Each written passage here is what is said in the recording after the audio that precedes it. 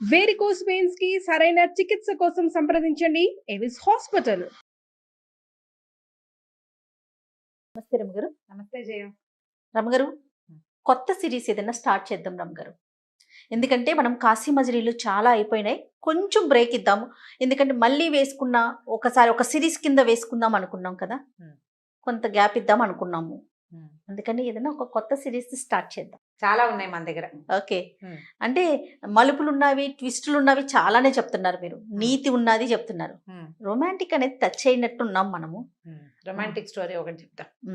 సరే, ఈ రొమాంటిక్ లో ఇది ఒట్టి రొమాంటిక్ కానీ మళ్ళీ పిల్లలు కూడా వినేలాగా ఉండాలండి. అదే కదా, అదే రొమాంటిక్ స్టోరీలోనే ట్విస్టులు ఉన్న స్టోరీ. ఓకే, కొత్త కొత్త కథలు వచ్చే స్టోరీ. పాత కథ బాగా. ఓకే, 16 రాత్రులు. రొమాంటిక్ రాత్రులు కావు. ఓకే, రాత్రులు 16. అంతేనా? అంతే అంతే. పూర్వం ఒక రాజ్యానికి ఓ రాజుగారు ఉండేవాడట. అతని పేరు హేమప్రభుడు. హేమప్రభుడు రాజు. అయితే యంగ్ ఈయన 23-24 సంవత్సరాల వయసులో రాజ్యానికి వచ్చాడు. చాలా బాగా బ్రహ్మాండంగా రాజ్యం చేసేవాడు. చాలా బుద్ధిమంతుడు. చాలా ఆయనకి సమస్తమైన కళల్లో ఆరితేరి ఉన్నాడు. బాగా చదువుకున్నాడు. యుద్ధ విద్యలు బ్రహ్మాండంగా వచ్చు. అసలు ఆయనకి ఇది వచ్చు ఇది రాదు అనలేదు.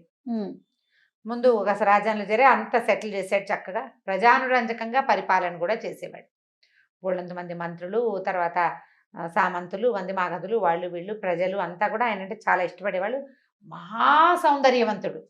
ఎంత అందమైన వాడో, మామూలు అందం కాదు. రూపజిత మన్మధుడు అని చెప్పాలి. ఆయన చూస్తే అసలు మన్మధుడు జయించేసేలాగా ఉంటాడు. అంత హ్యాండ్సమ్గా ఉంటాడు. కాకపోతే ఆయనకి పెళ్లి మీద ఆసక్తి లేదు. ఓహో, మామూలుగా రాజ్యాలు రాచరికాలంటే రాజుకు వివాహం ఆడాలి, ఆయనకి సంతానం ఉండాలి. సంతానమే రాజ్యానికి ఉత్తరాధికారి లెక్క, అంతే కదా. పథకాలను అవే నడిచేవి. ఎవరో ఒకరికి రాజ్యం ఇచ్చేయడం వ్యవహారం ఉండేది కాదు. అయితే వివాహం కోసం సంకల్పించారు. ఇప్పుడు వద్దు ఇప్పుడు వద్దు ఇప్పుడు కాదన్నాడు. తర్వాత నాకు ఆడవాళ్ళని చూస్తే విసుగు అన్నాడు. వీళ్ళకి ఏం చేయాలో తెలియలే. క్రమంగా ఈ ఆడవాళ్ళని చూస్తే విసుగు కాస్త నిజంగా చూస్తే వాళ్ళని ఏమైనా చేస్తాడలాగా అయ్యాడు ఆయన. వాళ్ళని పంపించేసేవాడు, ఊళ్ళోంచి గెంటిచ్చేసేవాడు. కంట పడితే విసుగు పుట్టేది ఆయనకి. స్త్రీల మొహం గిట్టకుండా తయారయ్యాడు. మిగిలినవన్నీ బాగున్నాయి, ఈ ఒకటే బాగులేదు ఆయనది. ఏం చేయాలి? సరే, మంత్రులు వాళ్ళు ఏం చేశారు, ఈ గోల పడలేక ఎవరిని చూసినా ఆయన వెళ్ళి ఊళ్ళోంచి గెంటేయండి అంటాడు. ఈ గెంటేయకపోతే రాజదండన, గెంటేస్తే ఆ సంసారం పాడైపోతుంది వాళ్ళది. అందుకని రాజుగారు ఎటు తిరుగుతాడో అక్కడ స్త్రీలు కనపడకుండా చేసేవాళ్ళు. ఆయన గుర్రం వేసుకెళ్తే ఆడవాళ్ళు ఎవరు ఎదురుపడకూడదు, రాకూడదు రోడ్డు మీదకి. ఆయన ఏ పూట ఎక్కడికి వెళ్తున్నాడో ఆయన ఆనుపానులు కనిపెట్టి ఈ ప్రజలందరినీ అంతఃపురాల్లోనూ రాజ్యాధికారుల భార్యల్ని మేనేజ్ చేయలేక చచ్చిపోయేవాడు. చాలా కష్టం కదా. మరి రాజుగారు బయటకు వెళ్తాడు, ఆడవాళ్ళు కనిపిస్తారు, దాన్ని ఎవరు కనిపించారు దాన్ని తీసే అంటాడు. చంపేస్తే అదో బాధ, పంపించేస్తే అది ఇంకో బాధ. విసుగు పుట్టిపోయేది వాళ్ళకి. తర్వాత ఏం చేశారంటే వీళ్ళు ఇట్లా కాదు, ఎవరైతే ఈ రాజుకి స్త్రీల మీద అయిష్టాన్ని పోగొడతారు, రాజులో మార్పు తెచ్చిన వాళ్ళకి 1,00,00,000 వరహాలు ఇస్తామని చాటింపేయించారు. రాజుకు తెలియకుండా. తెలీదు రాజుకి. ఊళ్ళో వాళ్ళు ఏం ప్రయత్నం చేస్తారో వాళ్ళకి తెలుసు. ఆ ఊళ్ళోనే ఉండేవాళ్ళు చచ్చినా చేయరా పని. అవును, అదే ఊళ్ళో ఉండే వాళ్ళకి తెలుసు రాజు ఎట్లాంటి తీవ్ర ప్రకృతి, ఎలా తిరగబడతాడు. ఎవరైనా ఆడవాళ్ళ గురించి చెప్పగానే కావ్యాలు అవి చెప్పినా కూడా చాలా కోపం వచ్చి తిట్టిపోసేవాడు ఆయన.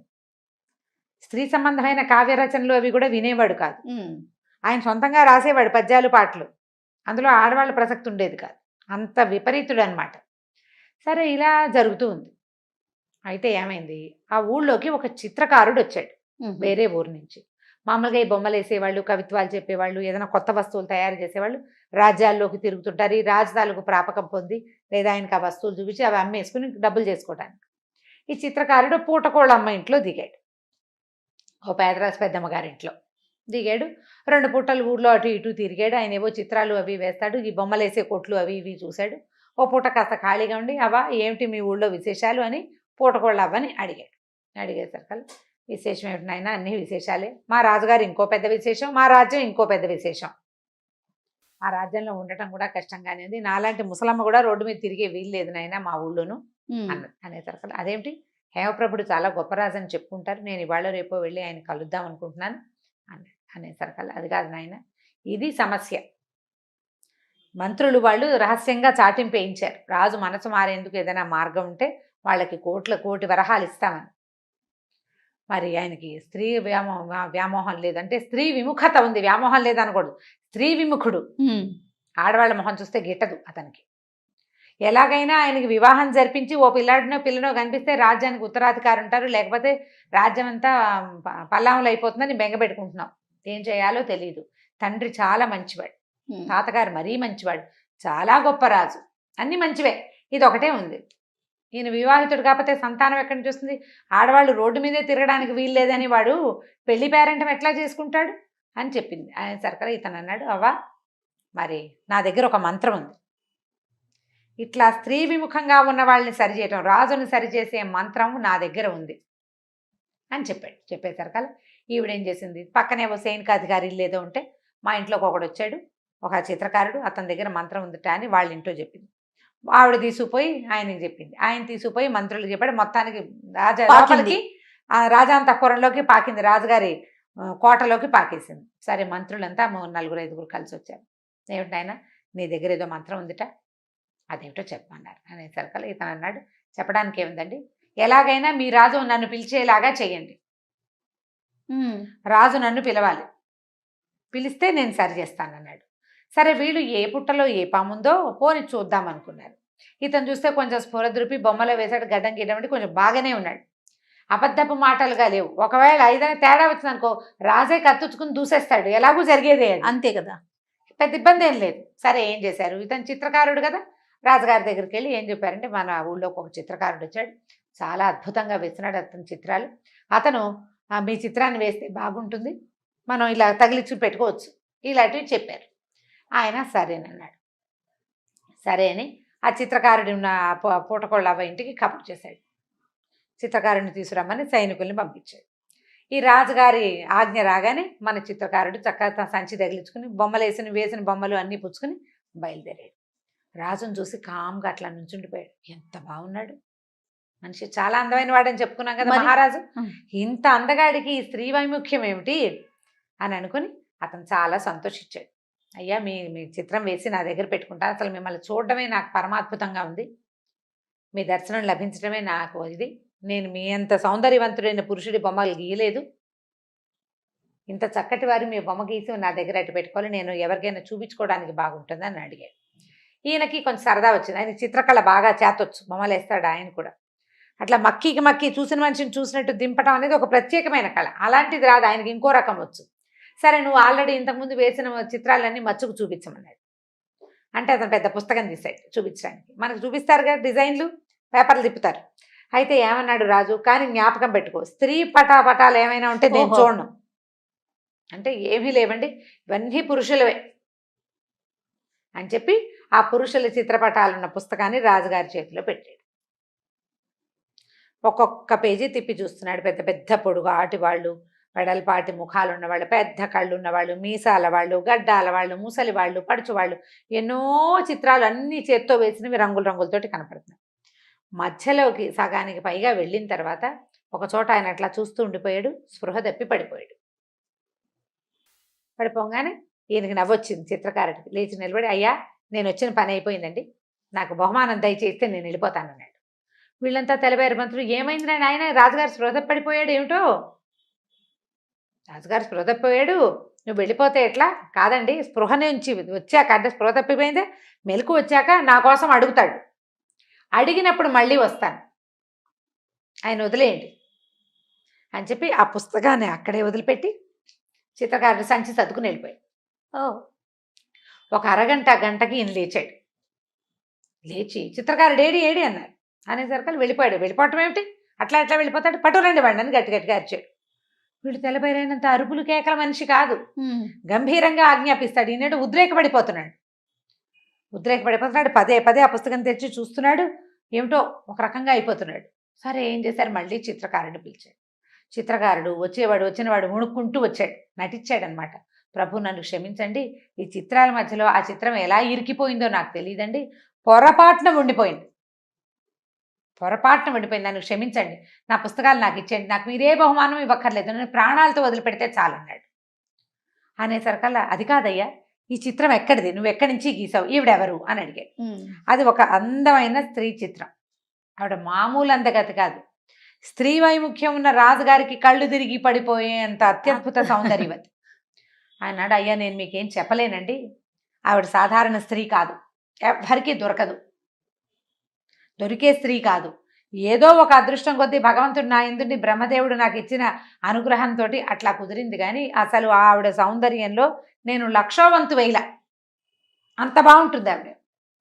ఈ పటము ఆవిడ కాలి గోటికి కూడా సరిపోదు.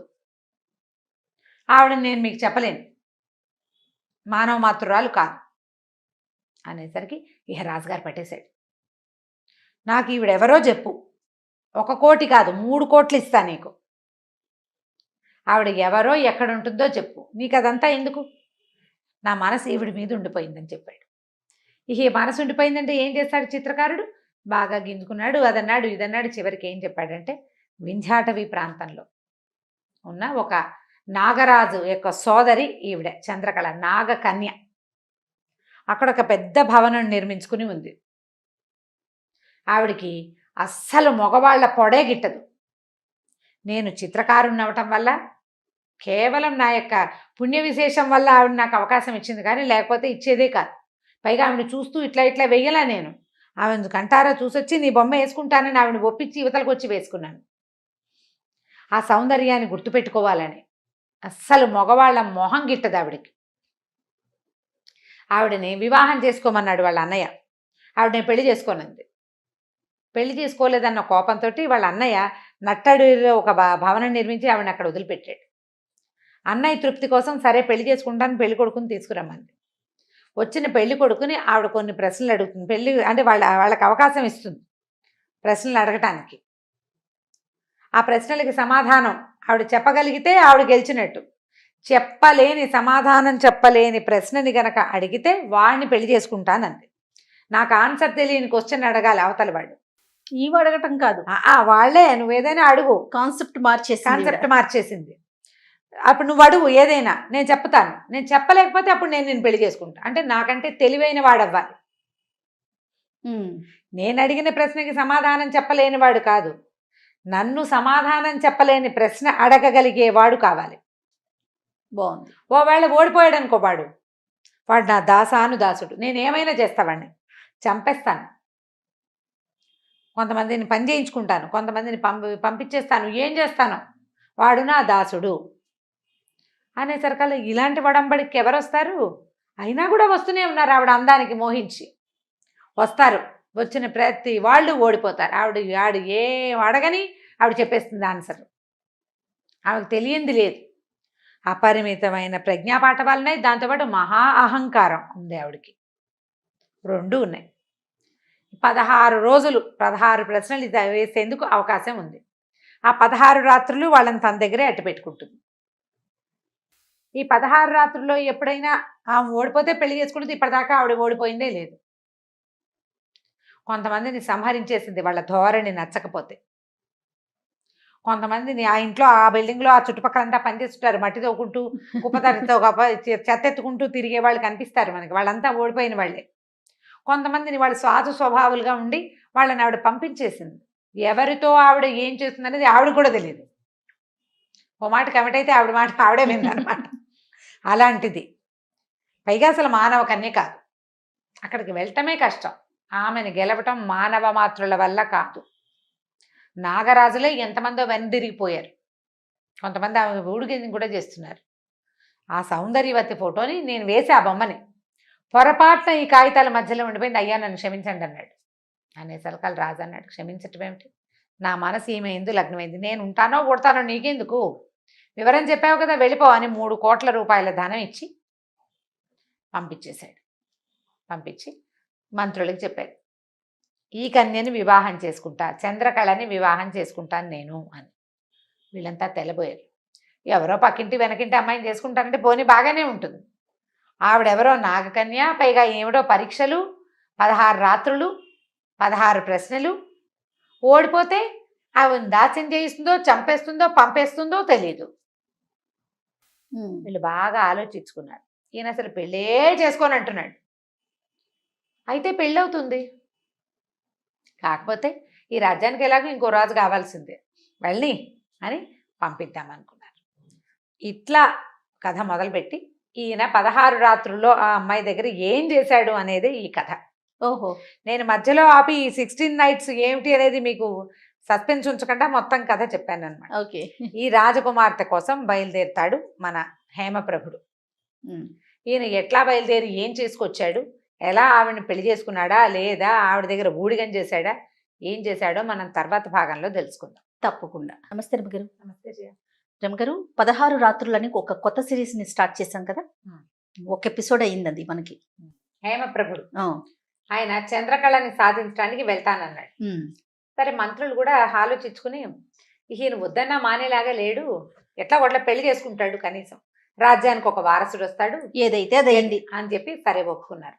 అయితే ఎలా వెళ్తారు ఏంటంటే నేను ఒక్కడనే వెళ్తానన్నాడు.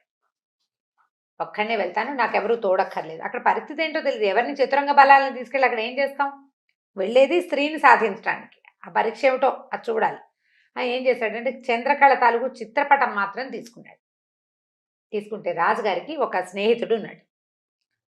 స్నేహితుడి పేరు ధీనిధి. అంటే ధీ అంటే తెలివి, దాని యొక్క నిధి అనమాట వాడు. ఓహో, తెలివికే నిధి. నిధి.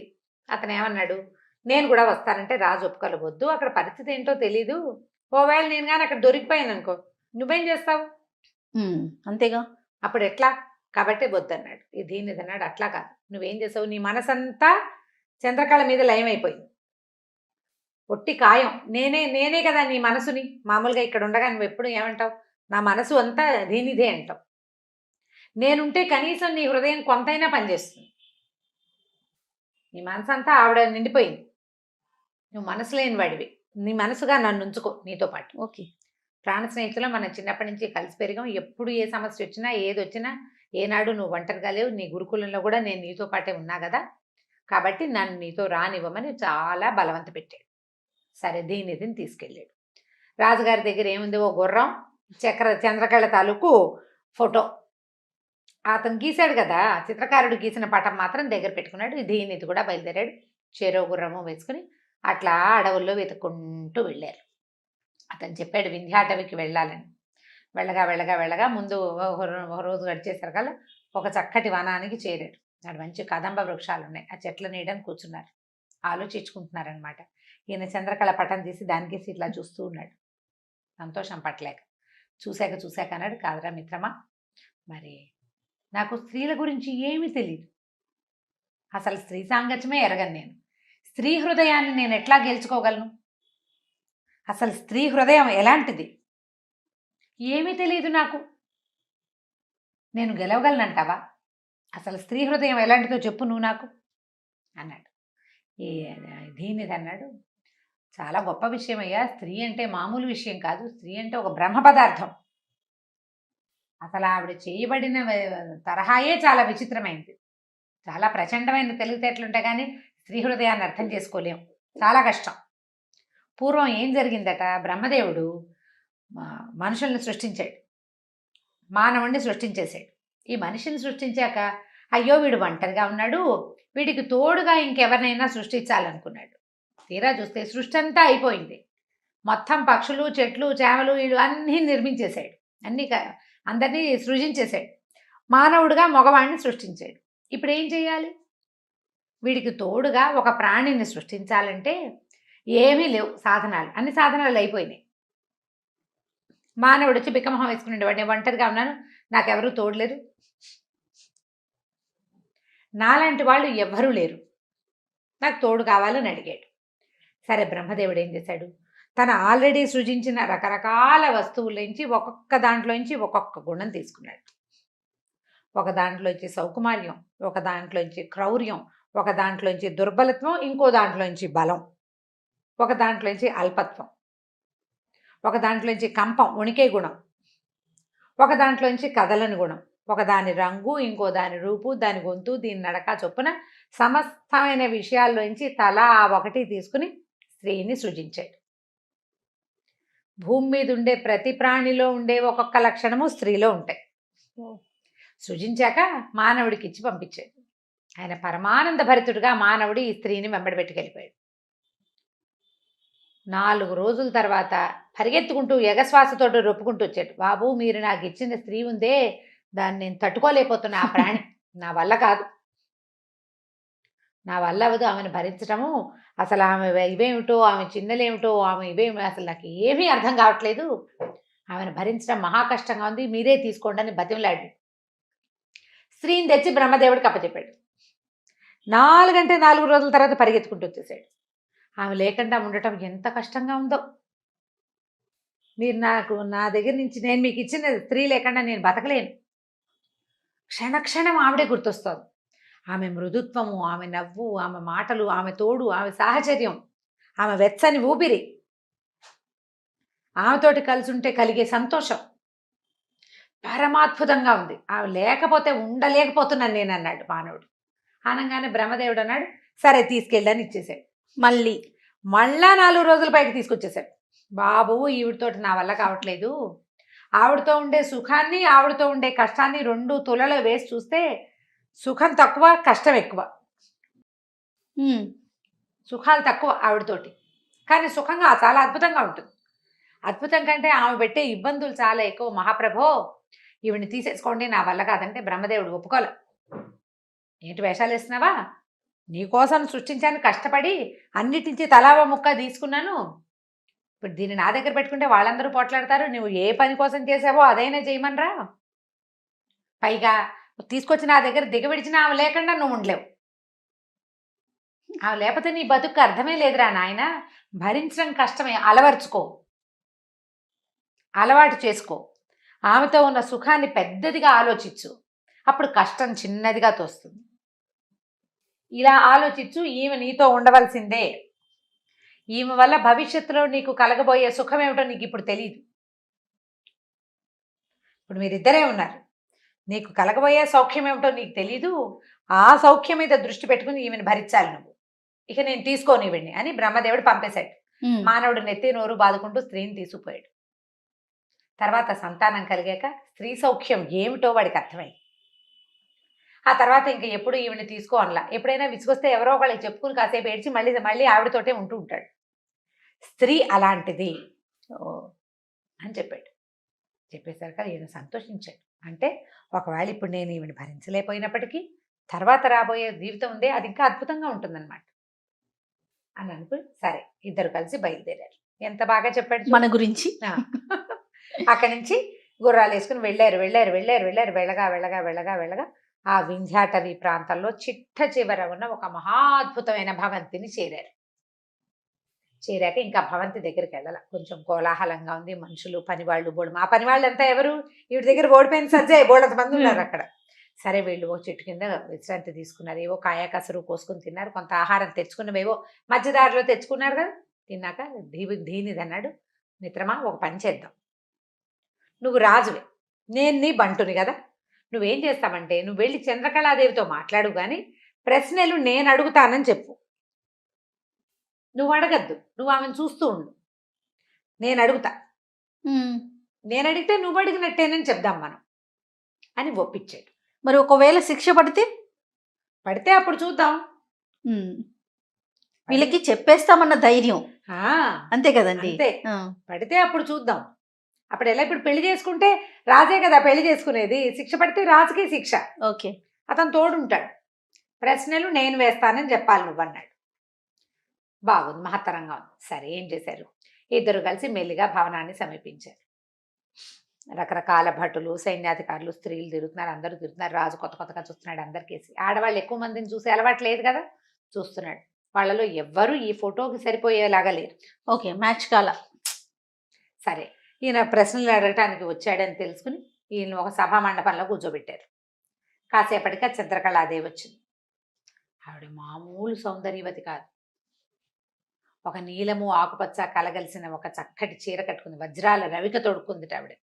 ఆభరణాలు, ఇక్కడ ఉండే ఆభరణాలని సర్పాకృతి, కిరీటం కూడా సర్పాకృతి,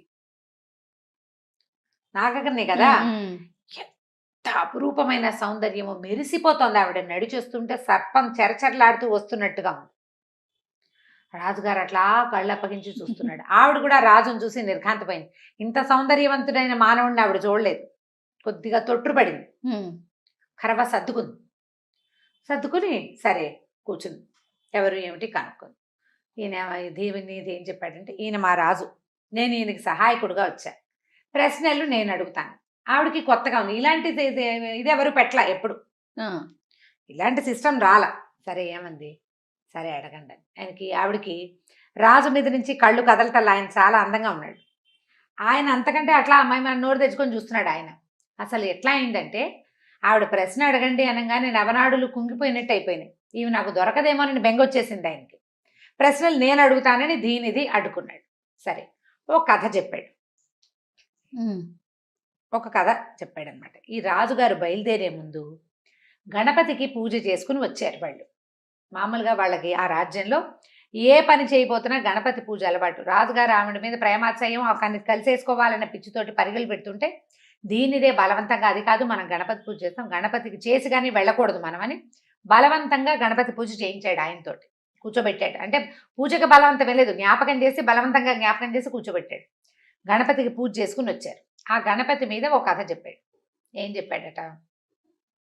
పూర్వం ఒక రాజ్యంలో ఒక చార్వాక మతస్థుడు ఉండేవాడు.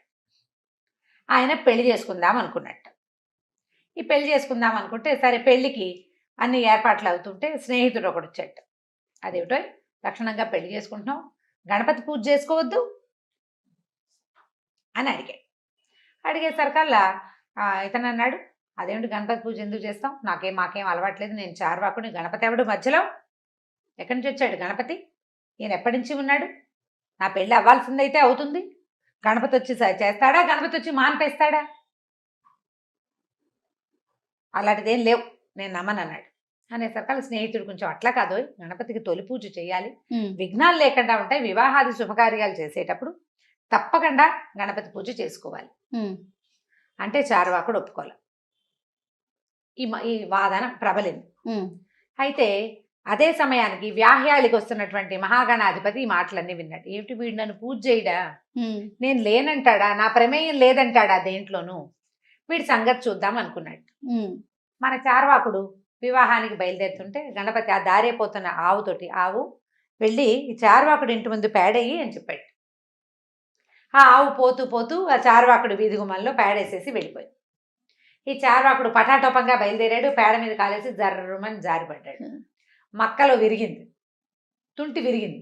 తుంటి విరిగితే ఎన్నాళ్ళు పడుతుంది, ఇదంతా అయ్యే లోపల ఆ పిల్లకి పెళ్లి చేసేశారు వాళ్ళు. ఇంకో సంబంధం చూసుకుని మళ్ళీ ఇంకో సంబంధం కుదుర్చుకున్నాడు. ఈ స్నేహితుడు వచ్చి, నేను చెప్పానా గణపతి పూజ చేయమని, నువ్వు చేయలేదు, చూడు మక్క విరిగింది, ఇన్నాళ్ళు మంచాన్ని పడ్డావు, సంబంధం కుదుర్చుకున్న సంబంధం కాస్త పోయింది, గణపతి పూజ చేస్తే ఇలా అయ్యేది కాదు, ఇప్పుడైనా చేయమన్నాడు.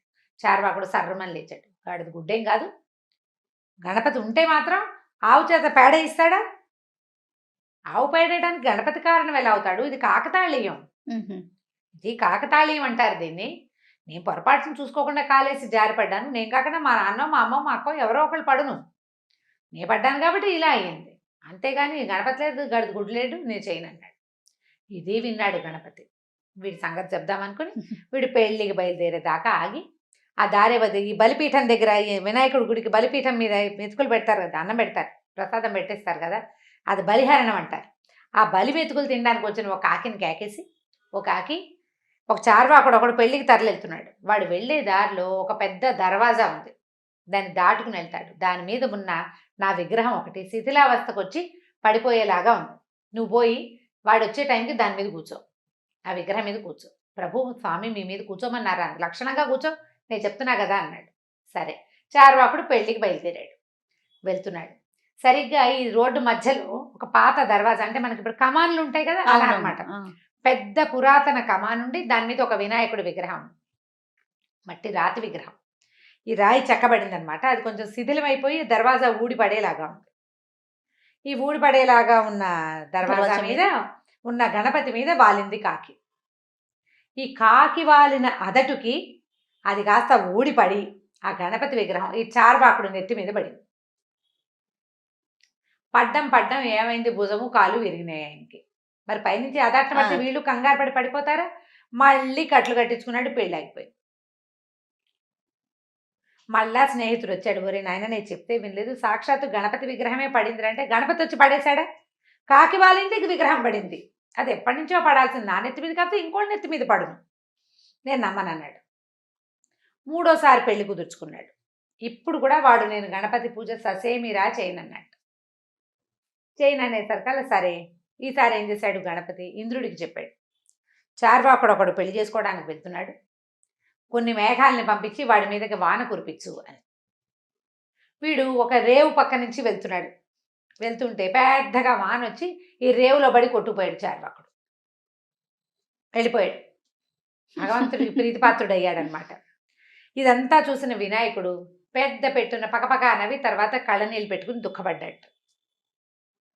ఇక్కడ ఆపాడు. దీనిది అడిగాడు రాజకుమారిని ఎవరిని, చంద్రకళ. అమ్మ చంద్రకళాదేవి, ఈ కథ అంతా విన్నావు కదా, వినాయకుడు ఎందుకు నవ్వాడు, ఎందుకు కళ్ళనీళ్ళు పెట్టుకున్నాడో చెప్పు అనగానే ఆవిడ, ఇందులో ఏముంది, నన్ను మీరి ఎవడూ చేయలేడు కదా, అయినా కూడా పంతం వీళ్ళేది, వీడి పంతం పాడుగాను అని నవ్వాడు. ఆయన ఎందుకు దుఃఖపడ్డాడంటే ఇన్ని తార్కాణాలు చూపించిన జీవులు ఇలాగే తెలుసుకోకుండా భగవంతుడి నుంచి పారిపోతారని దుఃఖపడ్డాడు అన్నది. అనగానే సమాధానం నిజం, నీ ప్రశ్నకి సమాధానం లభించిందని ఆయన అని లేచి వెళ్ళిపోతూ రాజును చూసి ఇలా ఇలా రాజు కాదు కదా అడిగేది, దీనిది అడుగుతున్నాడు. వీళ్ళిద్దరూ నిర్ఘాంతపైకి నుంచున్నారు. రాజు అన్నాడు, దీనిది నువ్వేం ప్రశ్న అడిగావురా, సింపుల్గా సమాధానం చెప్పేసేసింది. ఒక రోజు వృధా చేసావు, ఒక రోజు పోయింది 16 రాత్రుల్లో, ఒక రోజు పోయింది 16 రోజులు మీకు నా దగ్గరే నివాసం అని చెప్పింది ఆవిడ. అందరికీ అలాగే చేస్తుంది. ఒక రూము అది ఇస్తారు, వీళ్ళకి సేవ అది చేస్తారు, రక భోజనాలు పెట్టేస్తారు. 16 రోజులు అవకాశం ఇస్తుంది. ఏదో ఒక రోజు కుదిరిన రోజున కుదిరినట్టు, లేకపోతే 16 రోజులు అయ్యాక అయితే జైలుకి, లేకపోతే వజ్రస్థానానికి, లేకపోతే రోడ్డు మీదకి, లేకపోతే పనిలోకి. ఆవిడిష్టం. ఆవిడిష్టం. రోజు వృధా అయింది, కానీ ఆవిడ చెయ్యుపుతుంటే ఏమిటో గుండె జల్లుమంది. బాయ్ చెప్తుంది అని. సరే ఒక రోజు వృధా అయ్యింది, రేపేం చేస్తావో అన్నాడు రాజు. ఏం పర్వాలేదు, మనకి ఇంకా 15 రోజులున్నాయి, 15 కథలున్నాయి, 15 ప్రశ్నలున్నాయి, నువ్వు కంగారు పడకు. ఇంతకీ కళ్ళారా చూసుకున్నావు కదా, ఈ రాత్రి ప్రశాంతంగా నిద్రపోదు కానీ రాజుగారిని లేవ తీసుకెళ్ళిపోయాడు దీనిది. తర్వాత రోజు ఏం కథ చెప్పాడో దీనిది, ఏం ప్రశ్న వేశాడో వచ్చే భాగంలో విందాం. నమస్తే రమ్మగారు. నమస్తే జయ. రమ్మగారు, మనం 16 రాత్రులని ఒక కొత్త సిరీస్ని స్టార్ట్ చేశాము. అందులో మొదటి రోజు కూడా కంప్లీట్ అయిపోయింది. మొదటి రాత్రి 2 భాగాలు, మొదటి రాత్రి అయిపోయింది. రెండో రాత్రిలోకి వచ్చాం. ఈ మొదటి రోజు రాత్రే ఈయన చెప్పిన కథ, దీనిది చెప్పిన కథకి ప్రశ్నకు ఆవిడ సింపుల్గా సమాధానం చెప్పేసింది. కాకపోతే రాజుగారి కేసు చూసుకుంటూ వెళ్ళింది ఆవిడ.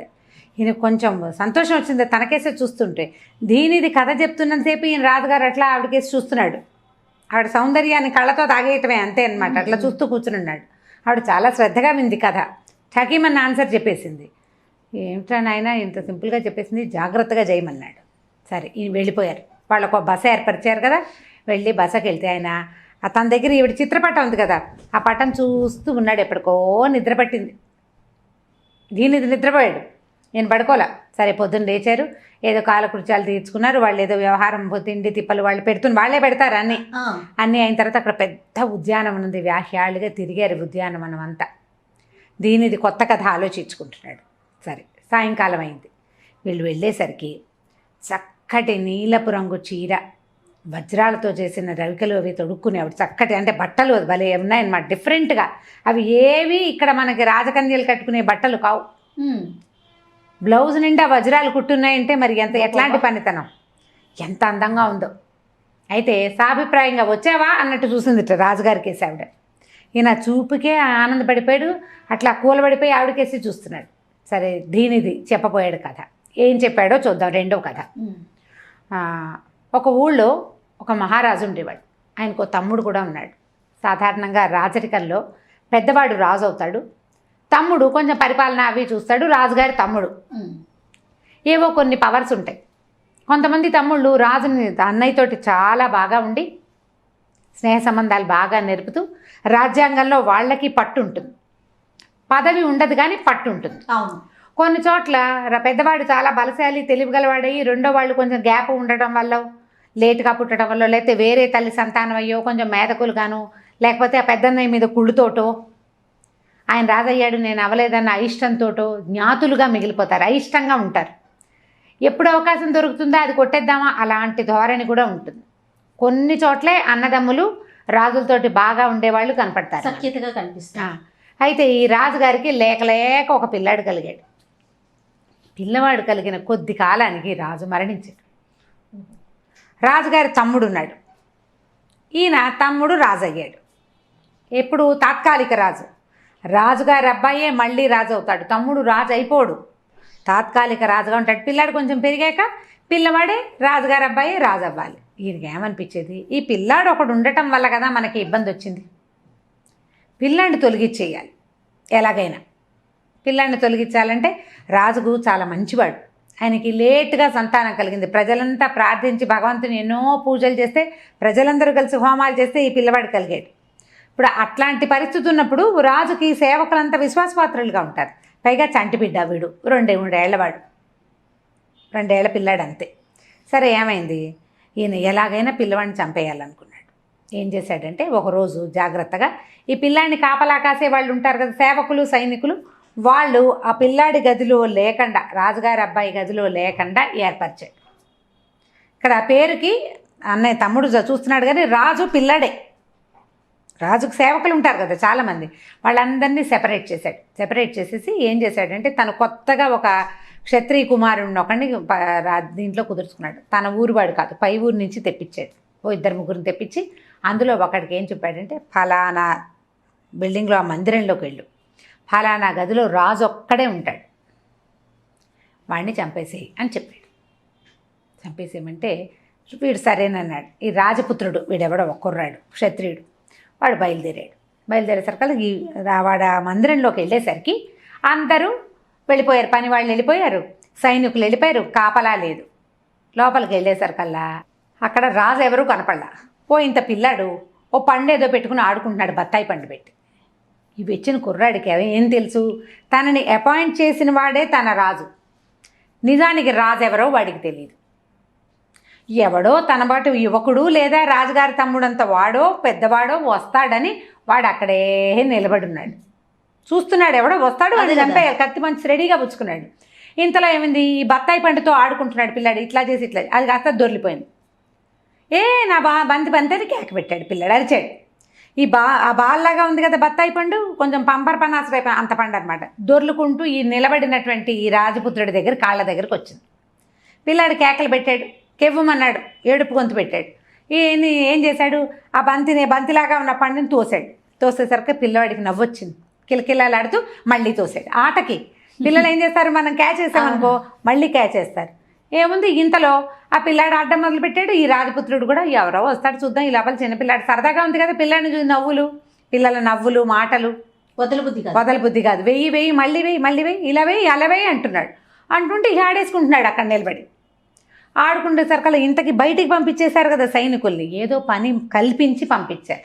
అక్కడ పని అయిపోగానే అమ్మో రాజుగారు ఒక్కడే ఉన్నాడని పరిగెత్తుకొచ్చేసారు వాళ్ళు 4-5 వచ్చారు. రాగానే తెల్లబోయారు, వీడెవాడు, ఎక్కడి నుంచి వచ్చాడు, వీడు కొత్తవాడు, వాడు మన సైన్యంలో వాడు కాదు, మన భవనంలో వాడు కాదు, మన ఊరి వాడు కాదు. కొంత సైనికులకి అందరూ తెలిసిపోతారు, ప్రతివాడి ఆధార్ కార్డు వాళ్ళ దగ్గర ఉంటుందన్నమాట. వాళ్ళకి మరి ఆ జాగ్రత్తగా ఉండాలి కదా. ఇందులో ఈ వచ్చిన 4-5 2 అంగరక్షకులు, అంటే మంచి గట్టి కటారి వాళ్ళు అనమాట. వాళ్ళు ఎవడరా నువ్వు అని గట్టిగా కేకలు పెట్టేసరికల్లా వాడు తత్తరబడి తత్తమ్మ అన్నాడు. అనగానే వీళ్ళకి డౌట్ వచ్చేసింది, పిల్లాడితో ఆడుతున్నాడంటే ఏదో చేయబోతున్నాడని మీదబడి కొట్టబోయారు. వాడు కొంచెం గట్టివాడే, వాడేం తక్కువవాడు కాదు. వాడు యథాశక్తి 2 కొట్టి మొత్తానికి వీళ్ళకి దొరకకుండా పారిపోయాడు. సరే ఈ రాజుగారి తమ్ముడికి తెలిసింది, పిల్లాడిని ఏమీ చేయలేకపోయాము, ఏం చేయాలి, ఇక చేసేదేం లేదు.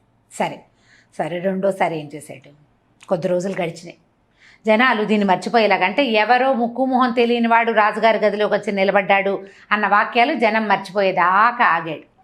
1 నెల 20 రోజులు పట్టిన తర్వాత ఏం చేశాడంటే కొంతమంది దొంగల గుంపుతోటి మాట్లాడాడు. ఈ పిల్లాన్ని ప్రతి శనివారము వీళ్ళ కులదేవత దేవాలయానికి తీసుకెళ్తారు.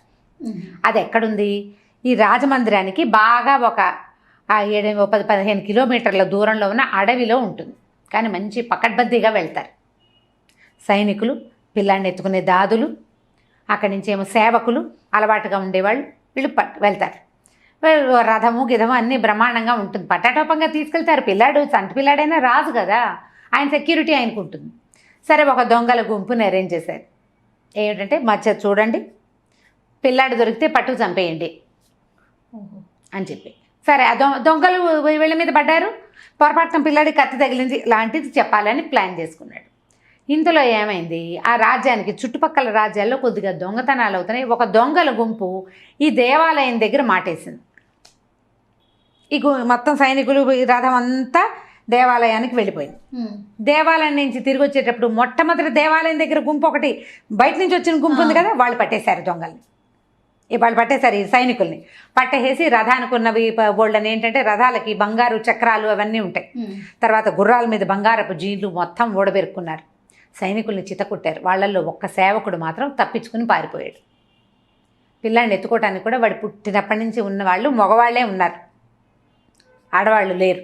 ఈ గుంపులో ఆడవాళ్ళు లేరు. కొంతమందిని దొంగలు చంపేశారు. ఒకే ఒక్కడు పారిపోయాడు. అందరూ పోయాక చూస్తే ఈ రథంలో ఉన్న సామాన్లన్నీ పీక్కుని పిల్లాడు ఒంటి మీద సరుకులు కూడా ఒలుచుకున్నాక చంటి బిడ్డ వీడేం చేస్తాడు, 2-2.5 ఏళ్ల పిల్లాడు, ఇప్పుడే కాస్త మాటలు వచ్చినాయి, అన్నయ్య తమ్ముడు అంటున్నాడు. వాడిని ఏం చేశారు, ఆ అన్ని ఓడబీకేసిన రథం మీద కూర్చోబెట్టి దొంగలు కాస్తే వెళ్ళిపోయారు. ఈ పారిపోయిన సైనికుడు ఉన్నాడు కదా, వాడు 1 గంట 2 గంటలు వెయిట్ చేసి అక్కడక్కడ దూరంగా తచ్చట్లాడి ఈ దొంగలు అవతలకి వెళ్ళిపోగానే పరిగెత్తుకొచ్చాడు. వచ్చి పిల్లాన్ని ఎత్తుకున్నాడు. ఎత్తుకుని ఏమనుకున్నాడంటే ఇలా వెళ్తే ఎవరైనా పట్టుకుంటారని వాడు ఏం చేశాడు, మొత్తం బట్టలన్నీ చింపుకుని బట్టలంతా మసి చేసేసుకుని పిల్లాడి బట్టలు కూడా మసి చేసేసి మురికిగా చేసేసి పిల్లవాడిని వాడిని ఒక చిన్న బట్టల మూట దీని పక్కన ఇట్లా చంకకేసుకుని తీసుకుపోయాడు. ఏ దొంగల ముఠానైతే రాజుగారి తమ్ముడు ఏర్పరిచాడో వాళ్ళ ముందు నుంచి నడుచుకుంటూ వాడు వెళ్ళిపోయాడు. వీళ్ళేమన్నా ఎవరో ముష్టివాడు బట్టల మూట పట్టుకెళ్తున్నాడు అనుకున్నారు. రథం రాలేదు, రథము రాదు, సైనికులు రారు, పిల్లాడు లేడు. వీళ్ళు చూసి చీకటి పడ్డాక పోయి రాజుగారి తమ్ముడికి చెప్పారు. ఆ పాటికే సైనికుడు ఈ పిల్లాడిని ఎత్తుకుని ఉన్నాడు కదా సేవకుడు, వాడు కాస్త అంతఃపురానికి చేరిపోయాడు. అక్కడేదో దొంగల ముఠా మీద పడింది, ఎట్లాగో భగవంతుని దయ వల్ల పిల్లవాడు బతికాడు అని చెప్పారు. మళ్ళీ పిల్లాడికి స్నానం చేయించేశారు, యథావిధిగా రాచోచితమైన అలంకారాలు చేయించారు, కూర్చోబెట్టారు. మీరు కాంతపడి ఏమిటి 2 సార్లు చేసినా వీడు అవ్వట్లేదే, 2 సార్లు అయినా అవటల్లా.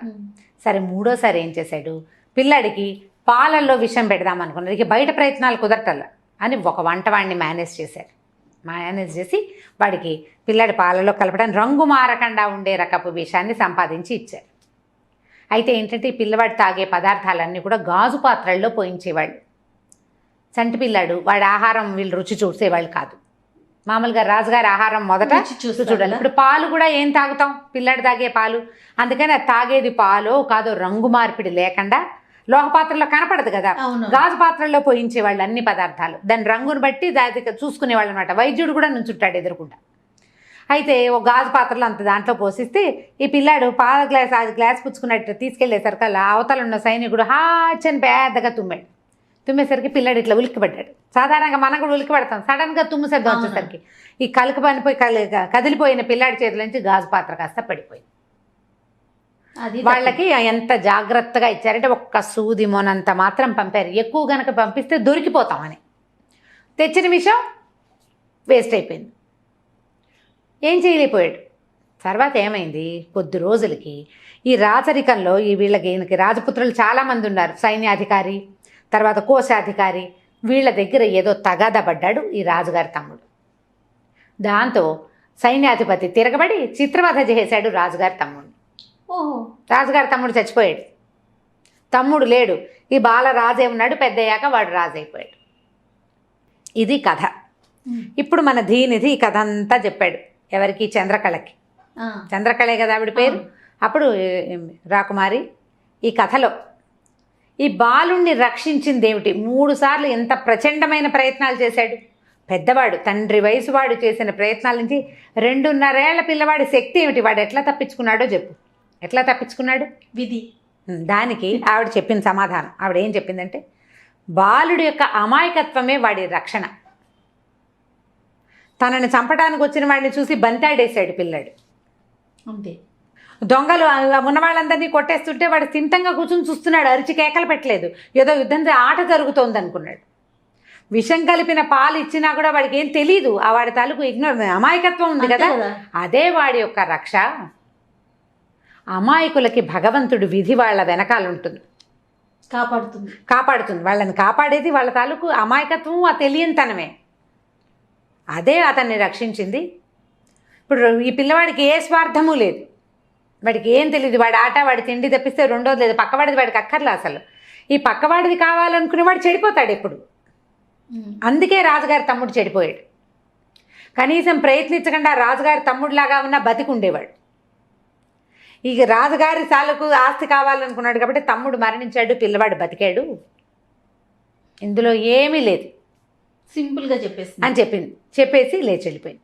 వెళ్ళిపోగానే రాజుగారు హతాశుడైపోయాడు. కానీ ఆవిడ వెళ్తూ వెళ్తూ చిన్నగా అని నవ్వు మొహం పెట్టింది ఆయన చూసి. పెట్టేసరికల్లా ఆయనకి అయ్యో చెప్పేసిందే అనిపించింది. కానీ ఆవిడ నవ్వేసరికి ఈయనకు కొంచెం ధైర్యం వచ్చింది.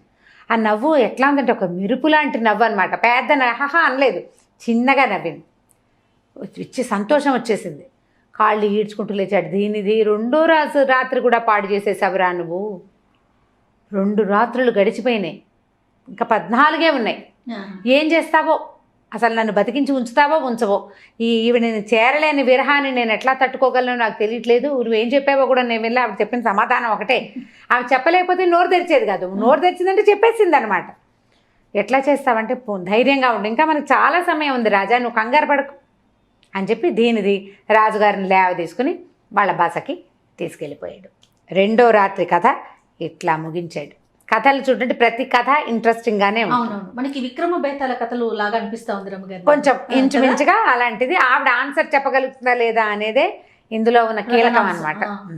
చక్కగా సమాధానం చెప్పేసింది. పిల్లవాడు ఎట్లా రక్షించబడ్డాడంటే ఇందుకు రక్షించబడ్డాడు, అంతే, అంతకంటే ఏమీ లేదు అని చెప్పి ఆవిడ వెళ్ళిపోయింది. వీళ్ళు కూడా వెళ్ళాడుతూ కాళ్ళు ఈడ్చుకుంటూ రాజుగారు వెళ్ళిపోయి రాత్రి ఆవిడ చిత్రపటం చూసుకుంటూ అది చూస్తూ దానికేసే చూస్తూ ఆయన అనుకుంటున్నాడు అనమాట, ఈవిడ ఎంత అందగత్తే ఆవిడ, అసలు ఆ అద్దంలో చూసినట్టుగా ఉంది ఈ ఫోటో. అక్కడ చూసిన మనిషినే ఇక్కడ చూస్తున్నట్టుంది. ఇది కనుక లేకపోతే నేను చచ్చిపోయేవాడిని. ఈ పటాన్ని తెచ్చుకున్నాను కాబట్టి బాగా మంచి పని అయిందని ఆ పటం చూస్తూ ఆ రాత్రిని మెల్లిగా గడిపారు. మర్నాడు పొద్దున మళ్ళీ యథాప్రకారం వెళ్ళారు. 3వ రాత్రి ఏం కథ చెప్పుకున్నారో మనం వచ్చే భాగంలో తెలుసుకుందాం. నమస్తే రమ్మగారు. నమస్తే జయ. రమ్మగారు, మనము 16 రాత్రులని కొత్త సిరీస్ చేస్తున్నాము. 2 రాత్రులు అయిపోయినాయి, 3వ రాత్రి. 3వ రాత్రి ఆవిడేమో ఠకీమని సమాధానాలు చెప్పేస్తూ ఉంది. ఈ 2 చెప్పేసింది. 3వ రోజు ఏం చేస్తుంది, ఈయన ఎలాంటి ప్రశ్న వేస్తాడు? 3వ రోజు పగలల్లా అటు ఇటు తిరిగారు. రాజుగారు కొంచెం దిగులుగానే ఉన్నాడు. రాత్రంతా సరిగ్గా నిద్రపోలే, మధ్యరాత్రిలో నిద్ర పట్టింది, కొంచెం దిగులుగా ఉన్నాడు. సరే తిరిగారు, ఉద్యానవనంలో తిరిగారు, కబుర్లు చెప్పుకున్నారు. మంచి కథ ఆలోచించు, సమాధానం చెప్పకుండా చెయ్యాలి నువ్వని దీనిదికి కొంచెం ప్రోత్సహించాడు. సరే సాయంకాలం వెళ్ళారు. వీళ్ళు వెళ్ళిన కాసేపటి కదా వెంటనే వచ్చేసింది ఆవిడ. వచ్చేసేసింది. ఈయనకేసి కొంచెం సానుకూలంగా చూసింది అనమాట. ఉత్సాహంగానే చూసింది. చక్కటి అలంకారాలు, ఎంత అత్యద్భుతమైన బట్టలో, అసలు మైమరిచిపోయేలాగా ఉండే సౌందర్యవతి. దాన్ని తగ్గట్టు ఇప్పుడు చూడు చక్కగా అందంగా ఉన్నవాళ్ళు మంచి బట్టలు కట్టుకుంటే ఇంకా అందంగా ఇంకా బాగా కనిపిస్తారు, బ్రైట్గా కనపడతారు. ఆవిడకి ఏంటంటే పైభాగం అంతా తళుకులింతు, బ్లౌజులు అవి బాగా మెరిసిపోయేవి, ముదురు రంగు చీరలు, దానికి తగినటువంటి ఆభరణాలు అవి పెట్టుకుని చాలా బ్రైట్గా ఉంటుంది. సరే ఆవిడ వచ్చింది రాజుగారికి వేసి కొంచెం సాభిప్రాయంగా వచ్చావా అన్నట్టు చూసింది. సరే ఈయన కొంచెం ఉత్సాహపడ్డాడు. ఆవిడకేసి చూస్తూ కూర్చున్నాడు. ఆయన తనకేసి చూస్తున్నాడని ఆవిడకి తెలుసు. మామూలుగా ఆడవాళ్ళు ఏం చేస్తారు, అవతల వాళ్ళు తనకేసి చూస్తారు, ఒకసారి చురుకుని చూస్తుంటారు. ఇట్లా ఏంటి తినేస్తున్నట్టు చూస్తున్నాడు దుర్మార్గుడు అలా అనుకుంటారు. ఆవిడేం లేదు, ఆయన చూడనిస్తోంది. ఆయన తన వైపు చూస్తున్నాడని, తన వైపే చూస్తున్నాడని తెలుసు ఆవిడికి, కానీ మాట్లాడటలేదు. తను మాత్రం దీనిది వైపే చూస్తోంది, రాజుగారి వైపు చూడటల్లా.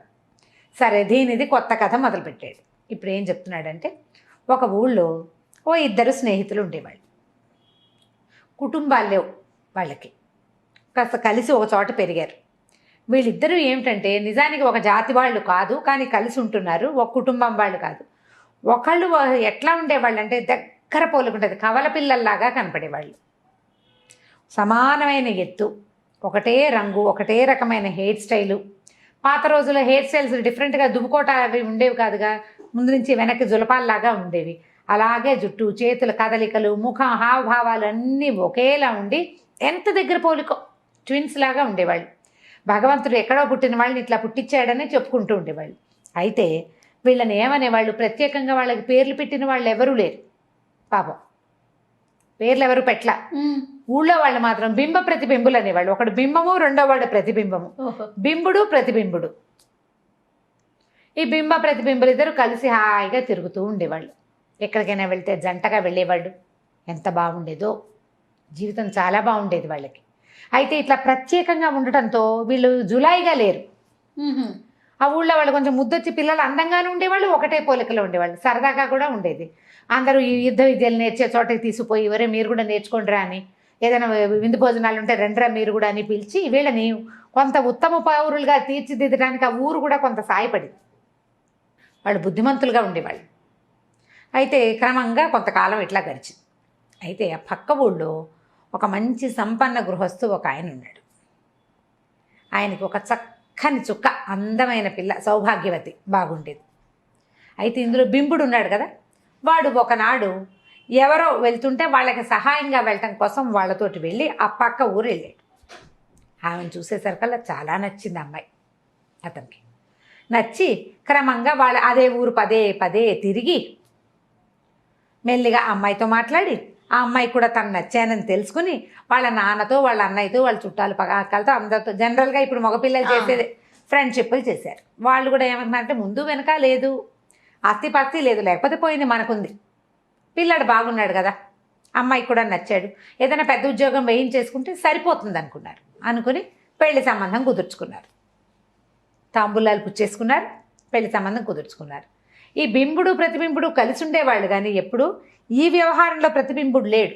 ఓహో, బింబుడు ఒకటే తిరిగాడు. కొత్తల్లో అలాగే చేస్తారు చూడు. ఎప్పుడైతే పెళ్లి సంబంధం కుదిరిపోయిందో అప్పుడు ప్రతిబింబుడికి చెప్పాడు, పక్క ఊళ్ళో ఉన్నటువంటి వ్యాపారస్తుడి కుమార్తె సౌభాగ్యవతితో నా వివాహం కుదిరింది అని చెప్పి ఆ అమ్మాయిని చూపించేసరికి కల ప్రతిబింబుడికి కష్టం వేసేసింది.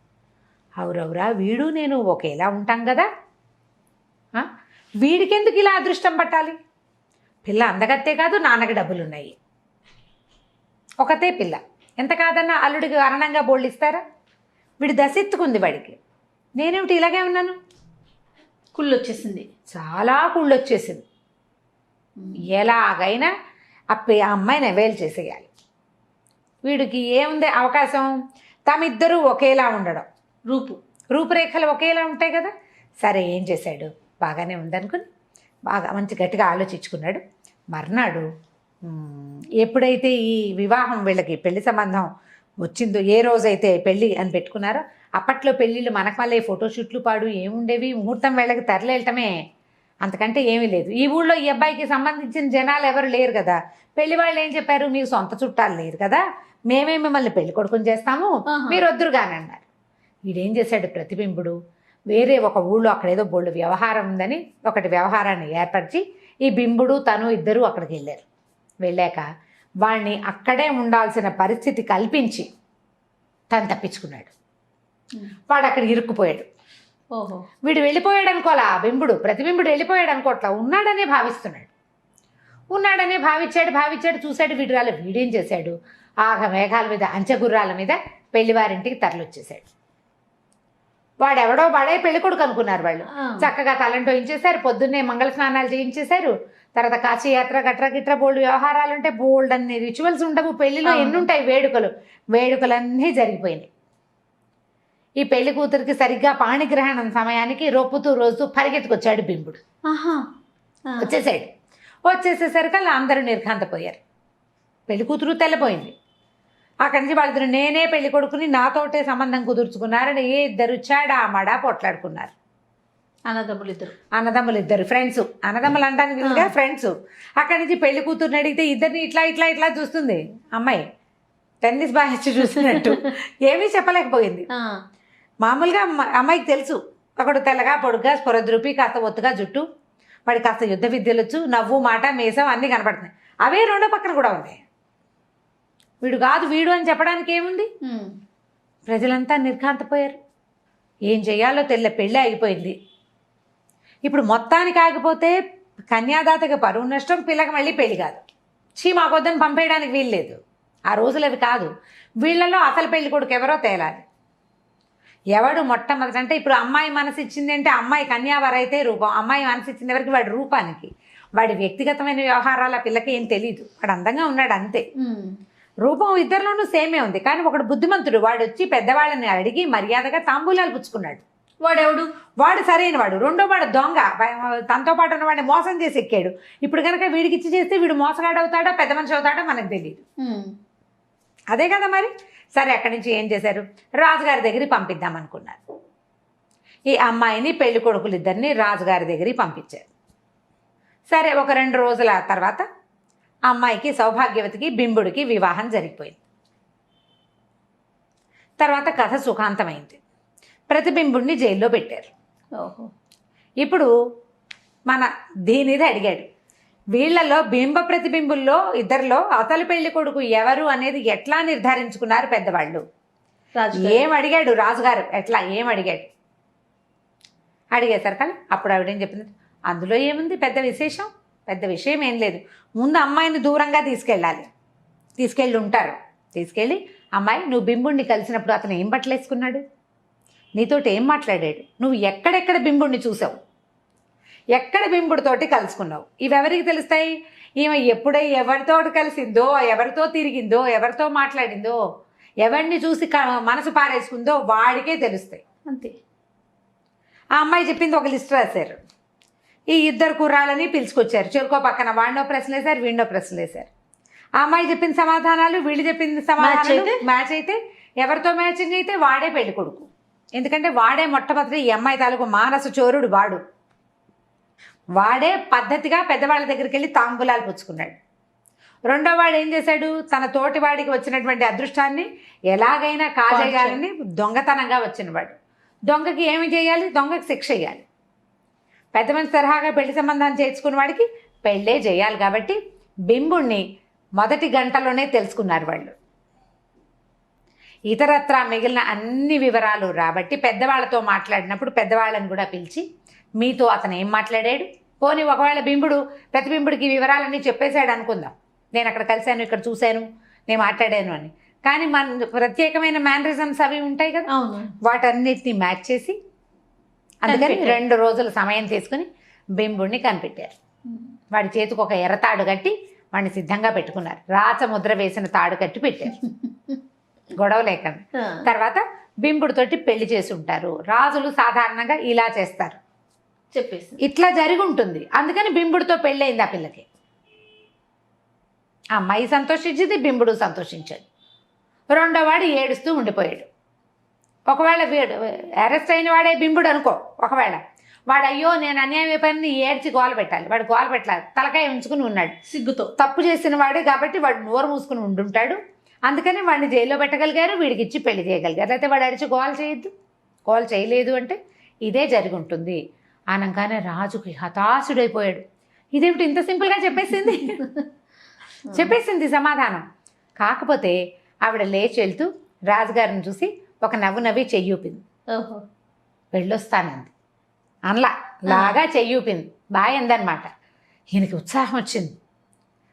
దేనిది అన్నాడు, ఏంట్రా నాయన 3వ రోజు కూడా పోయింది, ఎంత కథ చెప్పినా ఈ అమ్మాయి సమాధానం చెప్పేసేస్తుంది, నువ్వు నన్ను బతికుంచుతావో లేదో, చివరికి నా శవాన్ని మోసుకెళ్తావేమో, లేకపోతే నన్ను ఇక్కడ సేవకుడుగా వదిలిపెడతావో, ఈ లోపలే ఈవిడ విరహంతో నేను చచ్చిపోతాను, ఏదో ఒకటి సరిగ్గా ఆలోచించు, దీనిది అని పేరు పెట్టుకున్నందుకు తగినట్టుగా ఆలోచించరా నాయన అంటే, సరే దీనిది అన్నాడు.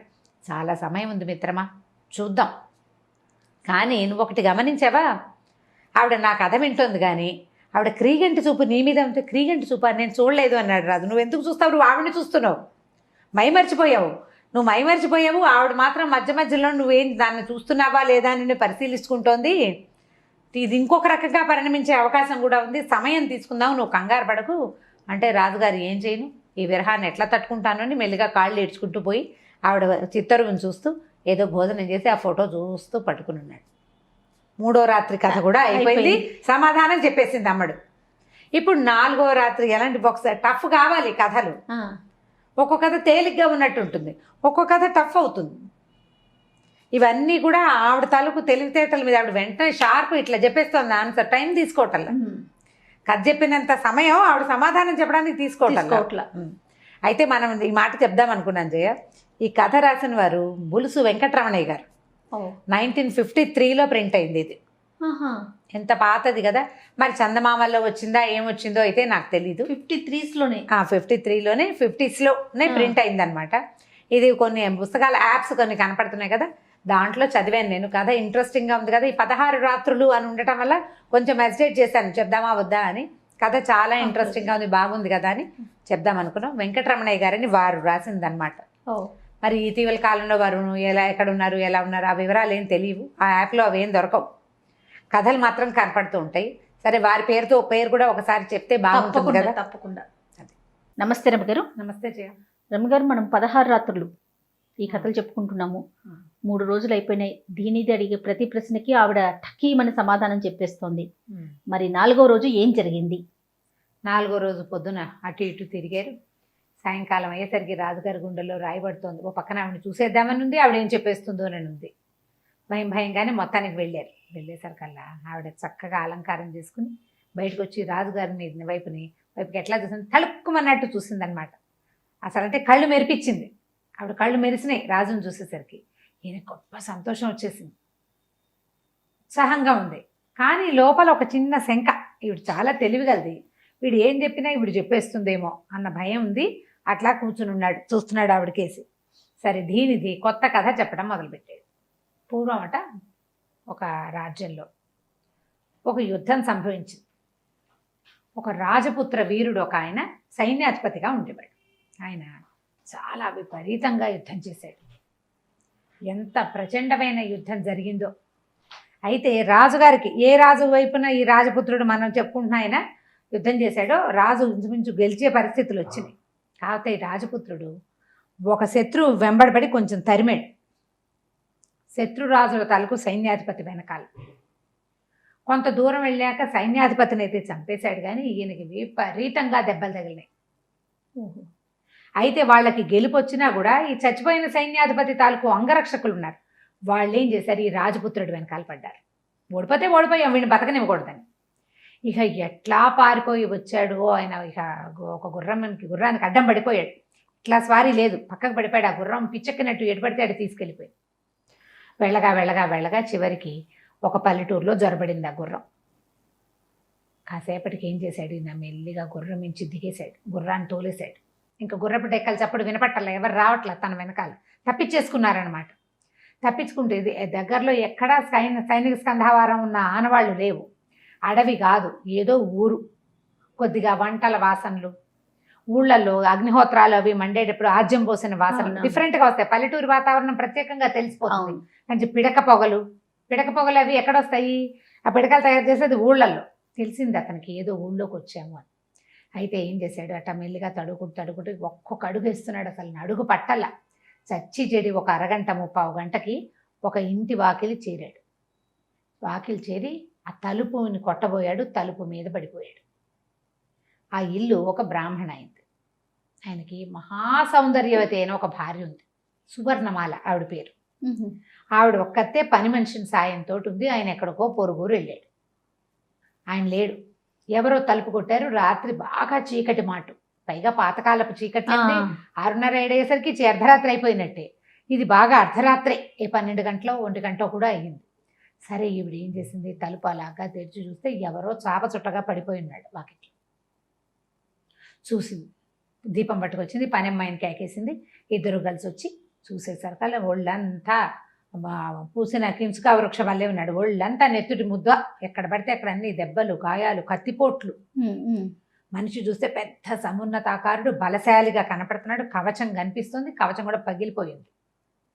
ఆయనకి నడుముకు ఒక పిడిబాకు, ఒక ఖడ్గము ఉన్నాయి.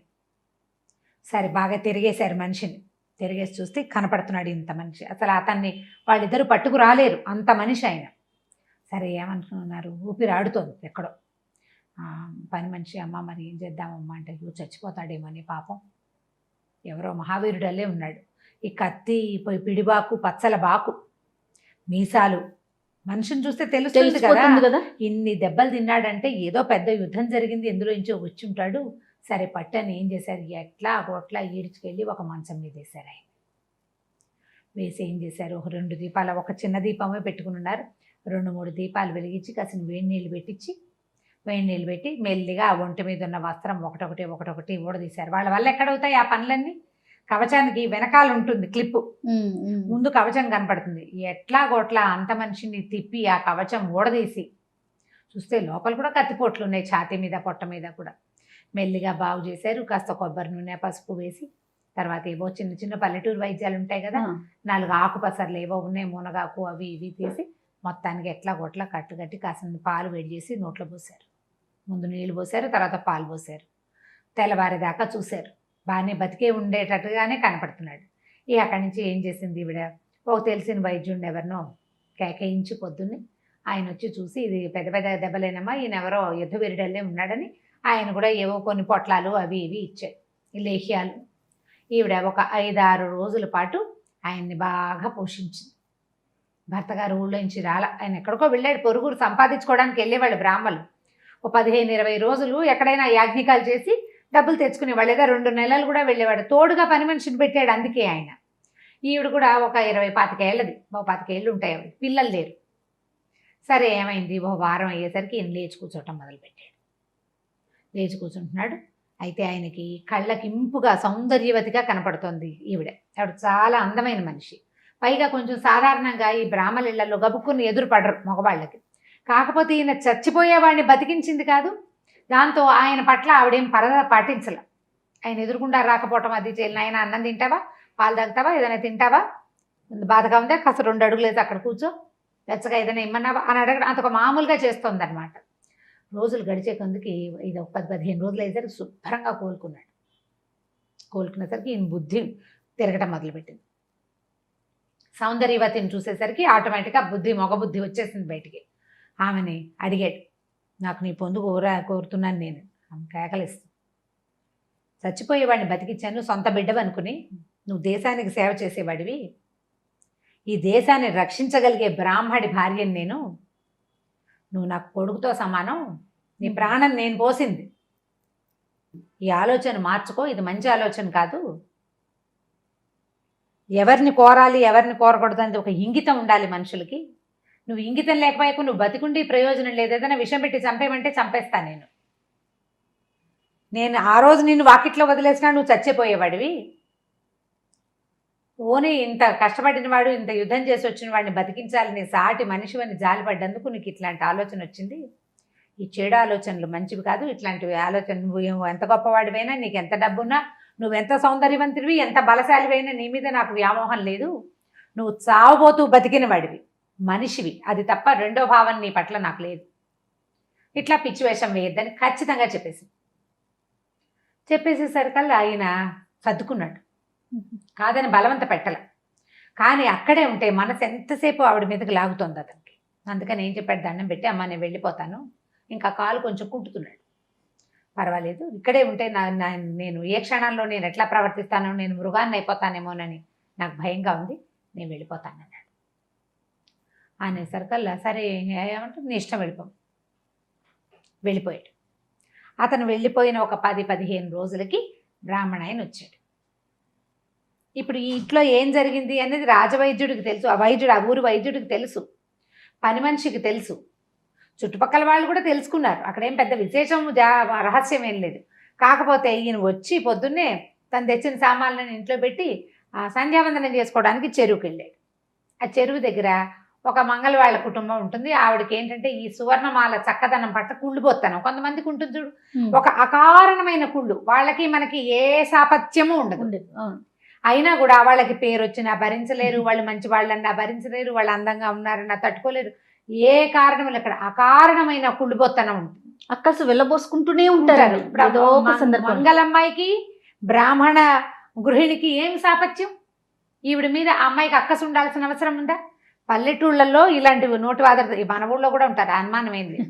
ఊళ్ళో అవకాశం కుదిరింది. ఆ అమ్మాయి ఏమందంటే, ఏమండి అయ్యగారు ఎప్పుడు వచ్చారు, మొన్నటి దాకా మీ ఇంట్లో ఎవరో ఒక పెద్ద ఆయన ఉండేళ్ళాడుగా, అమ్మగారికి చాలా స్నేహితం కాబోలు అన్నది.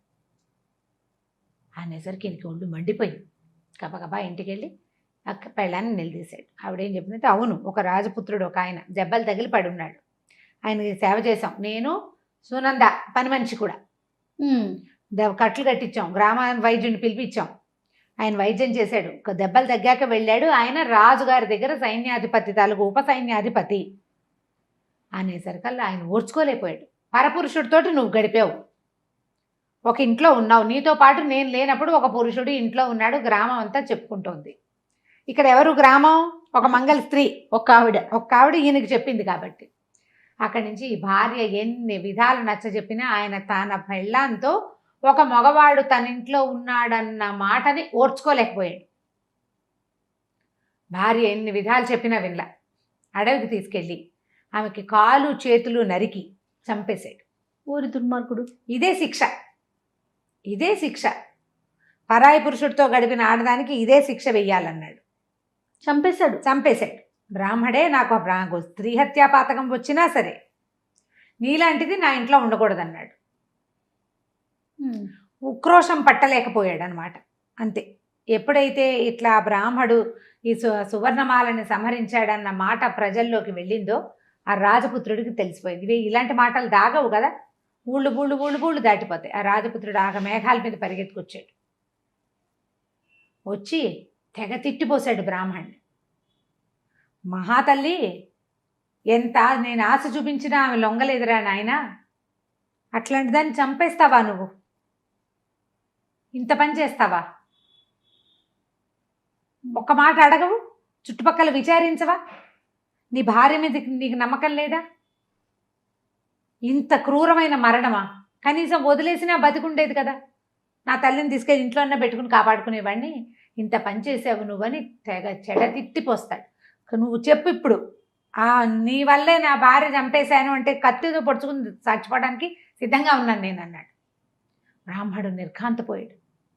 తను చేసిన పని ఇంత క్విక్గా మళ్ళీ తన వెనకాలకు వచ్చి వాడు నేనే మీ ఇంట్లో ఉన్నానని ఎవడైనా వస్తాడని ఊహించలే. పాపం భార్య ఎంత చెప్పినా తను వినలేదు. నా భార్య ఎవరితోటైనా ఉందన్న ఊహంత తట్టుకోలేకపోయాడు. అంతే. అది వేరే స్త్రీ ద్వారా వినడం ఆయన తట్టుకోలేకపోయాడు. అక్కడి నుంచి రాజపుత్రుడు ఏడుస్తూ వెళ్ళిపోయాడు. నీ వల్ల మహాతల్లి చచ్చిపోయింది, నువ్వు ఎంత ఇది చేసావు, నీ ఇంత దుర్మార్గుడుగా ఎందుకున్నావు? బ్రాహ్మడికి ఆలోచన సహనం ఉండద్దా? నువ్వు సహనం ఉండాల్సిన జాతి కదా నీది. నాపోటి వాడు ఉద్రేకపడచ్చు, నువ్వెందుకు ఉద్రేకపడ్డావు అని నానా మాటలు అన్నాడు. వెళ్ళాడు ఏడుస్తూ. వెళ్ళేసరికల్లా ఈ బ్రాహ్మడికి ఇంట్లో ఉండలేకపోయాడు. సన్యసించి ఇల్లు వదిలిపెట్టి కాశీ వెళ్ళిపోయాడు. అయితే ఈ క్షత్రియుడు, ఈ వెళ్ళే రాజపుత్రుడు ఉన్నాడు కదా, ఆయన చాలా దుఃఖపడి తన వల్ల ఒక పండు లాంటి సంసారం పాడైపోయిందని, వాళ్ళ ఇంట్లో పడకుండా నేను రోడ్డు మీద పడిపోయినా బాగుండేది, గ్రామాధికారి ఎవరో రక్షించేవాడు, రక్షించకపోతే చచ్చిపోయేవాడిని, వృధాగా నన్ను కాపాడిన మహాతల్లి చచ్చిపోయింది, ఆయనేమో దేశాల పాలైపోయాడు, వాళ్ళ సంసారము పాడైపోయింది అని దుఃఖంతో రాజపుత్రుడు పోడ్చుకుని చచ్చిపోయాడు అని ఈ కథ చెప్పాడు ధీనిధి ఈవిడికి, చంద్రకళకి. చంద్రకళాదేవికి ఈ కథ అంతా చెప్పాడు. రాజుగారు చూస్తున్నాడు, ఏం చెప్తుందా చంద్రకళ. ఇప్పుడు అడిగాడనమాట ధీనిధి, ఈ మొత్తం కథలో తప్పెవరిది? ఈ కథకి ఒక మహాపాపం అంటేటట్టయితే ఎక్కువ పాపం ఎవరికి అంటాలి? ఏముంది, బ్రాహ్మడికి అంటాలి అని చెప్పింది ఆవిడ. రాజపుత్రుడు సువర్ణమాల దగ్గర ఉన్నాడు. సువర్ణమాల రాజపుత్రుడిని కాపాడింది. మనిషిగా ఆవిడ చేయదగిన పని చేసింది, కానీ అందులో మనిషిని మగవాడుగా ఆమె భావించల. అసలు ఆవిడ అతనికి ఆశ్రయం ఇచ్చకపోతే బాగుండేది అంటాం మనం. వాడిని వదిలేస్తే పోయేది. పోనీ రాత్రి పడిపోయినాడు, చుట్టుపక్కల వాళ్ళని పిలిచి తెల్లారిదాకా అక్కడే వదిలేసి వస్తే తెచ్చాడులే అని వదిలేసి తన సంసారం చూసుకోవాలి ఆవిడ లెక్క ప్రకారం. కానీ ఆవిడ అట్లా చేయాల. మానవ ధర్మంగా ఏం చెయ్యాలో అది చేసింది. ఇప్పుడు ఆమెని ఆశించినట్టుగా ప్రవర్తించినాడు క్షత్రియుడు, కానీ అతను బుద్ధి తెచ్చుకున్నాడు. వెంటనే మార్పు తెచ్చుకుని అక్కడి నుంచి వెళ్ళిపోయాడు. తన బుద్ధి పెడద్రోవలు పట్టకుండా ఉండటం కోసం. అస్సలు తప్పు లేనిది సువర్ణమాల. పూర్తిగా ఆవిడ చేసింది సరైనది. పుణ్యం వస్తే మొత్తం పుణ్యం సువర్ణమాలకే రావాలి. పాపం ఏదైనా వస్తే కొంచెం రాజపుత్రుడికి రావాలి, ఎక్కువ బ్రాహ్మడికి వెళ్ళాలి.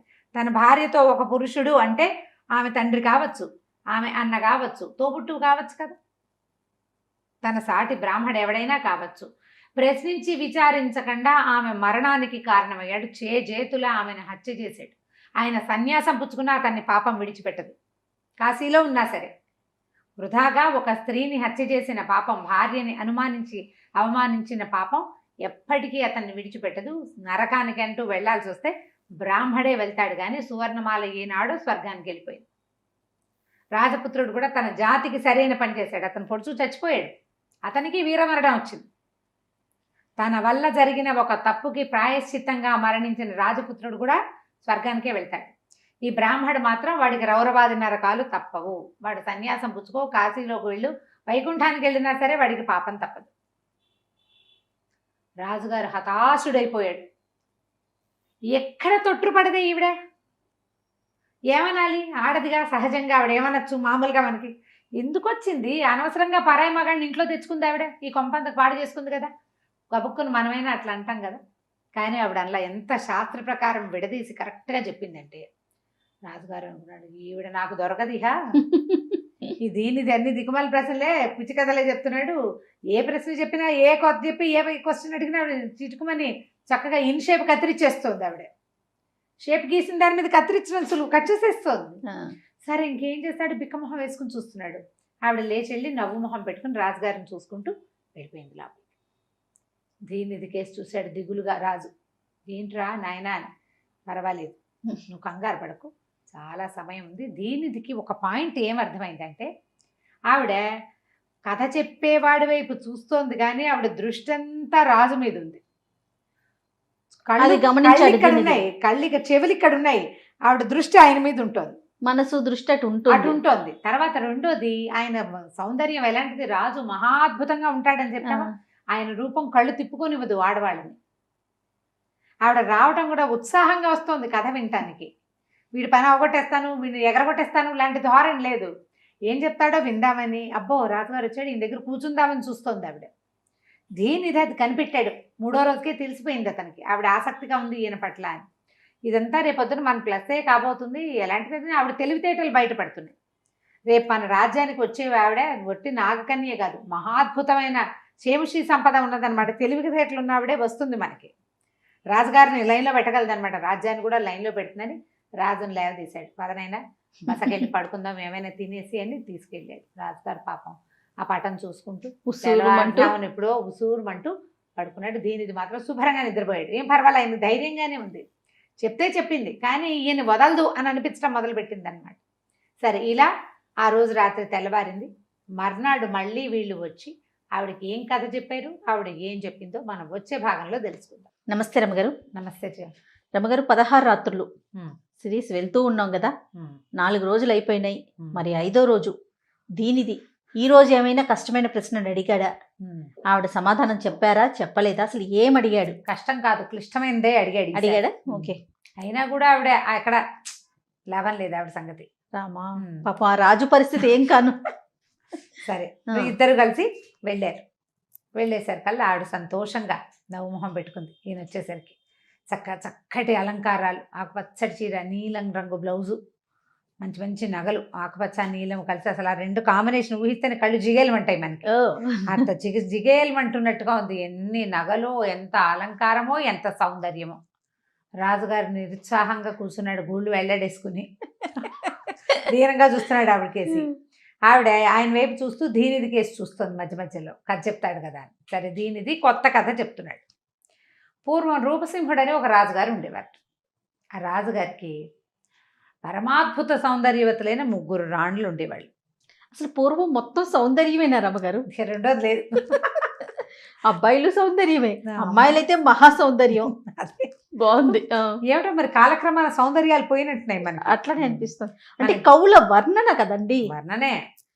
అయితే ఈ మహాద్భుత సౌందర్యవతులు రాజుగారు పొద్దుటిపూటంతా ఆయన రకరకాల రాజవ్యవహారాల్లో ఉన్నా కూడా సాయంకాలం అయ్యేసరికి 3 రాణులతోటి ఆయన ఎప్పుడు మేడ మీద లేకపోతే ఉద్యానవనంలో 3 ఆయనతో పాటే ఉండేవాళ్ళు. ఎవరో ఒకళ్ళతోటి ఉండటము, ఒకళ్ళ వైపుకి వెళ్ళటం ఆ ధోరణి కాదు ఆయనది. 3తోటి చాలా చక్కగా కలిసి ఉండేవాడు. ఒక వెన్నెల నాటి రాత్రి మేడ మీద సౌధం పైభాగంలో పడుకున్నారు. మంచి వెన్నెల, శ్రావణ పౌర్ణమి, ఎంత వెన్నెలగా ఉంటుంది. సరే రాజుగారికి మెలకు వచ్చింది. ఆయన మెలకు వచ్చి కాసేపు పచారులు చేశాడు. నిద్రలో మెలకు వస్తే మనం ఏం చేస్తాం, నిద్ర పట్టకపోతే కాస్త అటు ఇటు తిరగచ్చు. మేడ కదా చాలా ఖాళీగా ఉంది. 3 రాణులు 3 పక్కల మీద పడుకుని ఉన్నారు, 3 మంచాల మీద. ఏందో పెద్ద మంచం, వాళ్ళ 3వి 3 మంచాలు. అంతకుముందు అంతా చిలకత్తలు వీవెన్లు అవి విసిరిన వాళ్ళు. రాత్రి అయిపోయింది కదా, అందరూ పడుకోవడానికి వెళ్ళిపోయారు. అర్ధరాత్రి చక్కగా చల్లని గాలి తిరుగుతూ ఉంటుంది పైన. శ్రావణ మాసం నిజానికి కాస్త వాన చినుకులు పడదు, కానీ వాన లేకపోవడం వల్ల వీళ్ళు పైన ఉన్నారనమాట. ఆ మేడ మీదే బోలెడన్ని లతాని కుంజాలంటే చక్కగా తీగలు చాచిన మొక్కలు అవన్నీ చాలా ఉన్నాయి. రాజుగారు మెల్లిగా అటు ఇటు తిరుగుతూ ఒక్కొక్క రాణిని పరిశీలనంగా చూస్తూ ఉన్నాడు. ఏ రాణికి ఆ రాణి చంద్రబింబాలు లాంటి ముఖాలు, కళ్ళు మూసుకుంటే కలువరెక్కలు మూసుకున్నట్టుగా కళ్ళు, సంపెంగల్ లాంటి ముక్కు, ఎంత చక్కటి పెదిమలో, ఎంత చక్కటి చెంపలో చంద్రుడి నీడ చంద్రుడు కనపడుతున్నాడు ఆ చెంపలో, అంత అందంగా ఉన్నారు. ముగ్గురికేసి చూశాడు. వీళ్ళు ముగ్గురులో ఎవరు అందగత్తె అనిపించింది ఆయన. ముగ్గురులో బాగా అందగత్తె ఎవరో, ఈవిడ చూస్తే ఈవిడ చాలా బాగుంది అనిపిస్తుంది, ఆవిడ చూస్తే ఆవిడ ఇంకా బాగుంది అనిపిస్తుంది, ఆవిడ చాలా బాగుంది, మూడో ఆవిడ మరీ బాగుంది. ముగ్గురులో ఎవరు ది బెస్ట్ బ్యూటీ తెలియలేదు ఆయనకి. నిద్రపట్ల ఇంకా మార్చి చూశాడు. పడుకుని ఏమనుకున్నాడంటే, ఇంత పరమాద్భుత సౌందర్యవతులు మన భార్యలు కదా, అందరికంటే అద్భుత సౌందర్యవత ఏదో దాన్ని నెత్తిని పెట్టుకోవాలని ఉంది ఆయనకి, ఆ ఒక్క ఆవిడ్ని. అది కుదిరేలాగా లేదు, తెలియటల్లా ఆయనకి. సరే మర్నాడు పొద్దున మంత్రి గారు వచ్చాడు. పొద్దున్నే ఆయన కొంచెం మంత్రిగాడు మనకు మళ్ళీ కొంచెం తెలివైన వాడు అనమాట.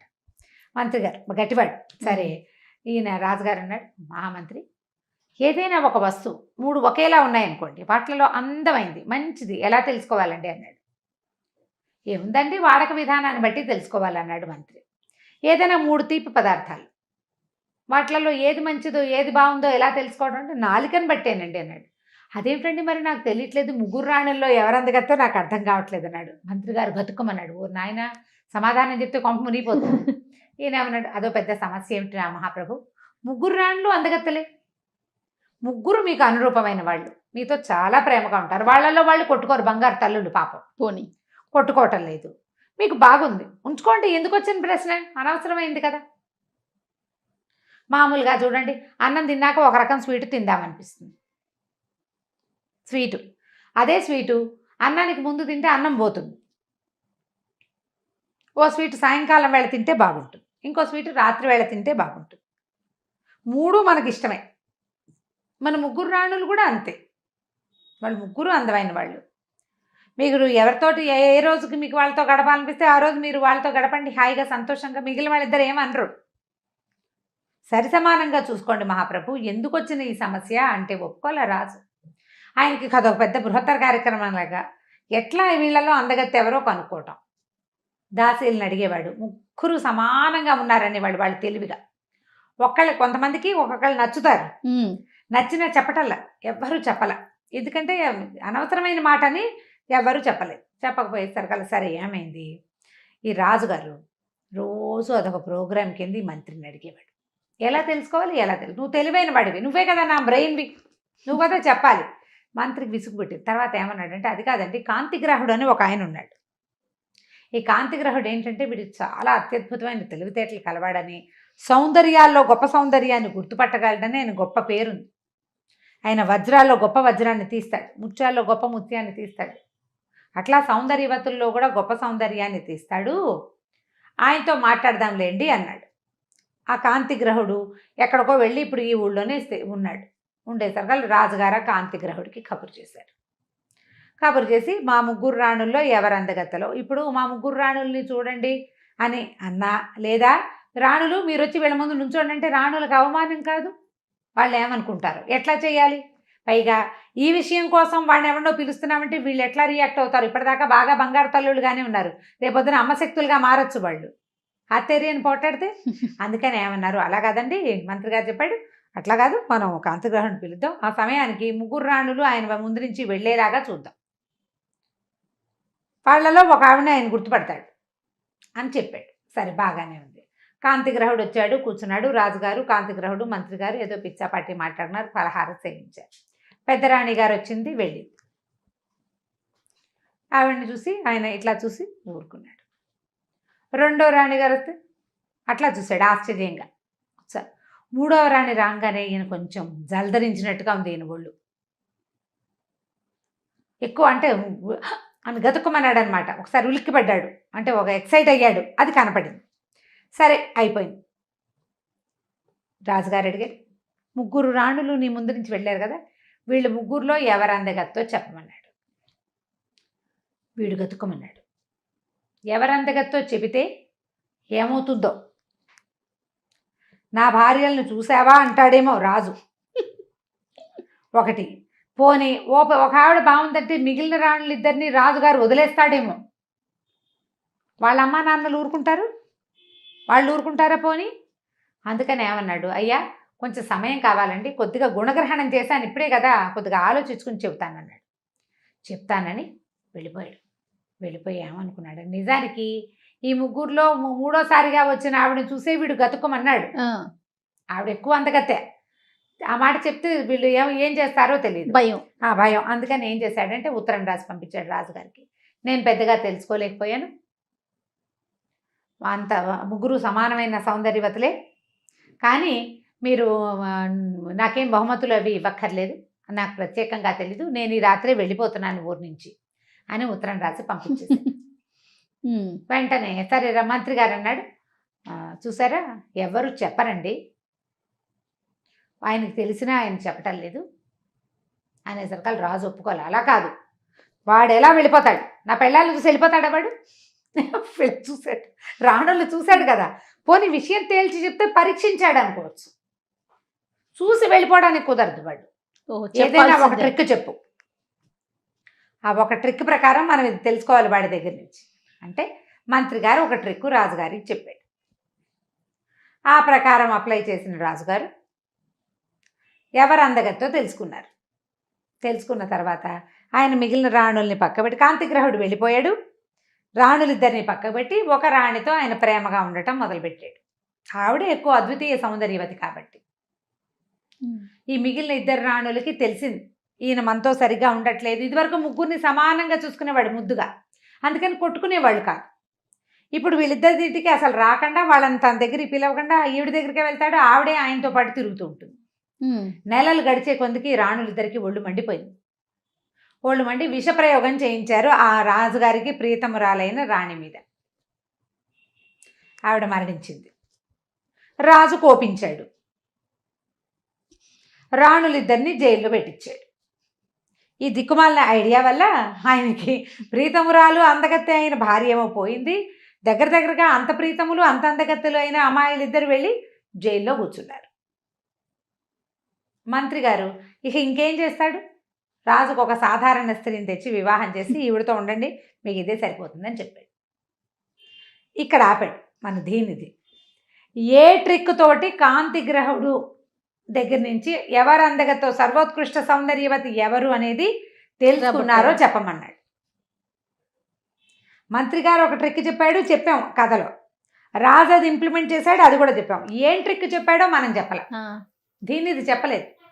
ఏ ట్రిక్ ప్రకారం కాంతిగ్రహుడికి మనసు దోచిన అత్యద్భుత సౌందర్యవతిని రాజు తెలుసుకున్నాడు.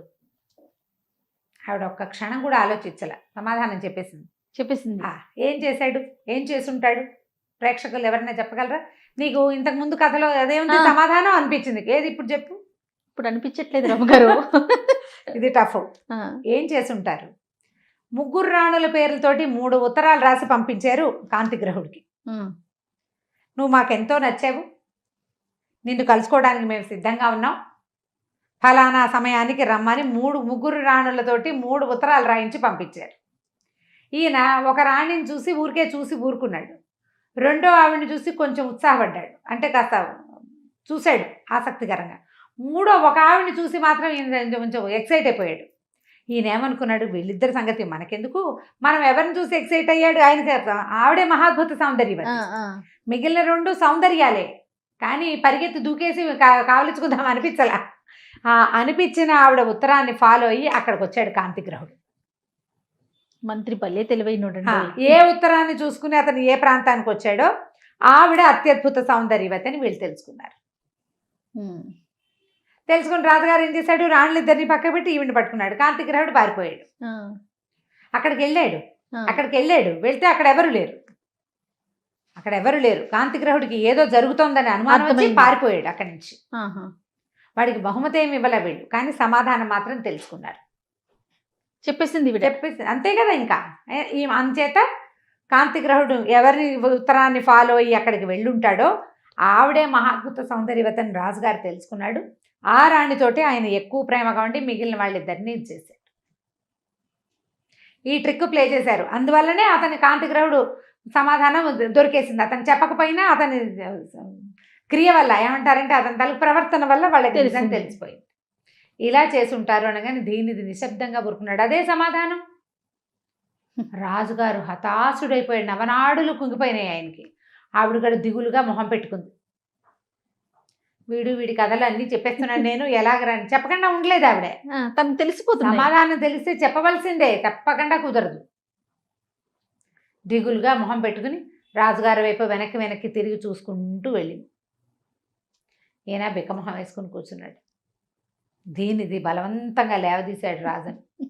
లేవయ్యా లే, ఇంకా 10 రోజులు ఉన్నాయిలే, రోజు వచ్చి ఆవిడని చూసే అవకాశం దొరుకుతుంది కదా నీకు, చెప్పు. ఓకే. ఆవిడ ఓ ప్రశ్న ఓ సమాధానం ఉంటే చచ్చేవాళ్ళం.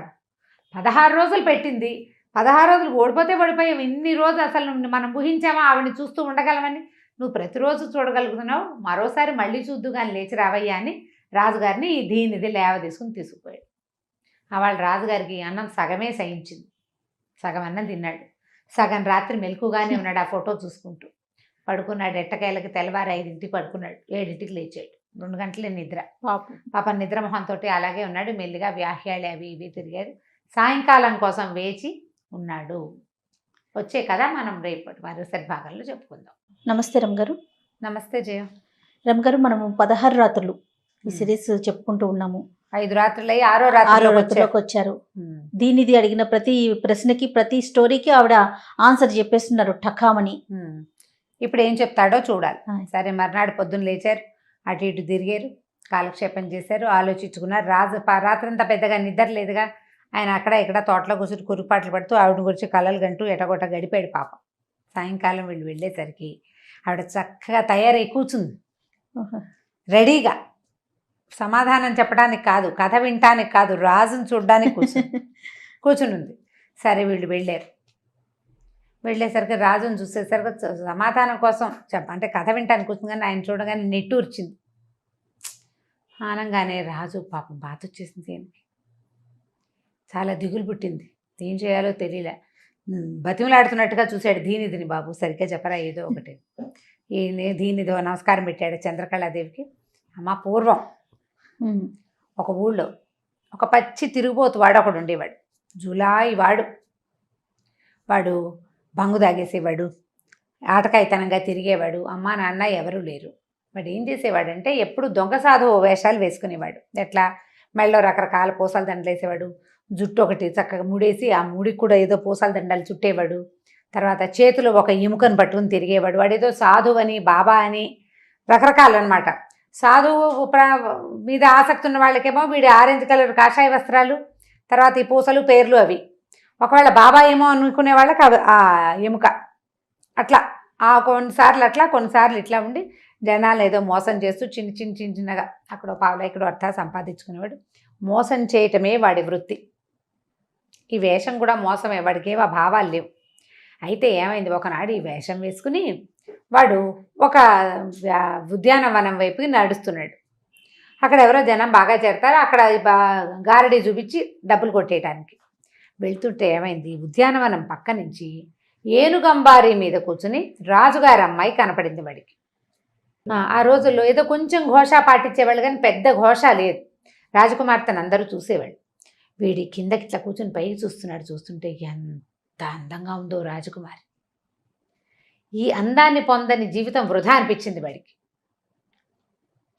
నా బతికేమిటి, నేనెవడిని, నాకున్న కెపాసిటీ ఏమిటి, అసలు నేనేమిటి, ఈవిడెవరు, ఆ ఊహ రాల. ఎలాగైనా ఈ సౌందర్య నిధిలాగా ఉన్న ఆ అమ్మాయిని దక్కించేసుకోవాలి. ఏం చేద్దాం అని బాగా ఆలోచించి, సాధు సంతులు ఆ ఊళ్ళో కొంచెం మర్యాద ఇస్తారు జనాలు. అందుకని వీడు ఏం చేశాడంటే, రాజభవనానికి ఎదురుగుండా ఉన్న ఒక చెట్టుకి గబిలంలాగా కాళ్ళు చెట్టుకు వేసి కిందకి వెళ్ళాడటం మొదలుపెట్టాడు. వాడు ముందు టకుటమార విద్యలు చాలా ఉన్నాయి వాడి దగ్గర. చిన్నప్పటి నుంచి మోసాలు చేస్తూనే పెరిగాడు కదా. కాళ్ళు 2 చెట్టు కొమ్మకేసాడు. బస్కీలు తీసేటప్పుడు అప్పుడు వేళ్లాడుతుంటారు కదా, ఎక్సర్సైజింగ్ బార్ల మీద కనపడతారు. చేతులు బాడీ కిందకు వదిలేశాడు, కాళ్ళతోటి పట్టుకుని వేళ్లాడుతున్నాడు గబ్బిలంలాగా. జనాలంతా చూసి ఆయన ఏదో బాబా అనుకున్నారు. వచ్చిన వాళ్ళంతా దండం పెట్టేవాళ్ళు, ఏదో తిండి పదార్థాలు పెట్టేవాళ్ళు. రోజులు గడిచినాయి.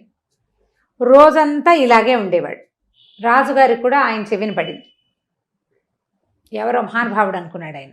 మరి అయితే రోజంతా ఎవరు అదే వెళ్ళాడతారు? కదా. కాషాయ వస్త్రాలు మెళ్ళో ఉన్నాయి ఇవి, ఆ కిందనేమో ఒక కమండలమో దండమో ఎముక ఓ సంచి ఏమిటో ఉన్నాయి సామాన్లు. దాంతో ఈయన వీడు బాబా గారుగా తలకిందులు బాబా గారుగా చలామణి అవుతున్నాడు. అయితే ఏమైంది, ఒకనాడు ఈ రాజకుమార్తె ఎక్కడికో వెళ్ళడానికి కోటలోంచి బయటకు వచ్చింది. భవనం ఎదురుగుండా ఉన్న ఈ కాళ్ళు పైకేసి కిందకి శరీరం ఉన్నవాడిని చూసేసరికల్లా పిచ్చి నవ్వు వచ్చింది అమ్మాయికి. పక్క పక్క పక్క పక్క పక్క నవ్వేసింది. ఎంత నవ్విందో, వెనక్కి తిరిగి చూస్తూ చూస్తూ నవ్వింది. ఈవిడ పేరు హసన్ముఖి, యువరాణి పేరు. ఓహో. నవ్వుతూ ఉండే మొహము, ఆవిడ పేరు కూడా హసన్ముఖే. ఇక విపరీతంగా నవ్వేసరికల్లా ఉలిక్కిపడ్డాడు. గబగబా దిగేశాడు, చెట్టు దిగి రాజుగారి దగ్గరికి వెళ్ళాడు. మీ అమ్మాయి నన్ను చూసి నవ్వింది, నా తాలూకు ధ్యానం భంగం అయిపోయింది, శపించగలను తెలుసా అని బెదిరించాడు. రాజుగారు తెల్లబడి, ఇదేంటి ఇన్ని రోజులుగా వేళ్లాడుతున్న మనిషి గబగబా దిగి నా దగ్గరకు వచ్చాడంటే వీడికి నిజంగానే కోపం వచ్చింది. బాబు శపించద్దు అంటే ఎందుకు శపించకూడదు?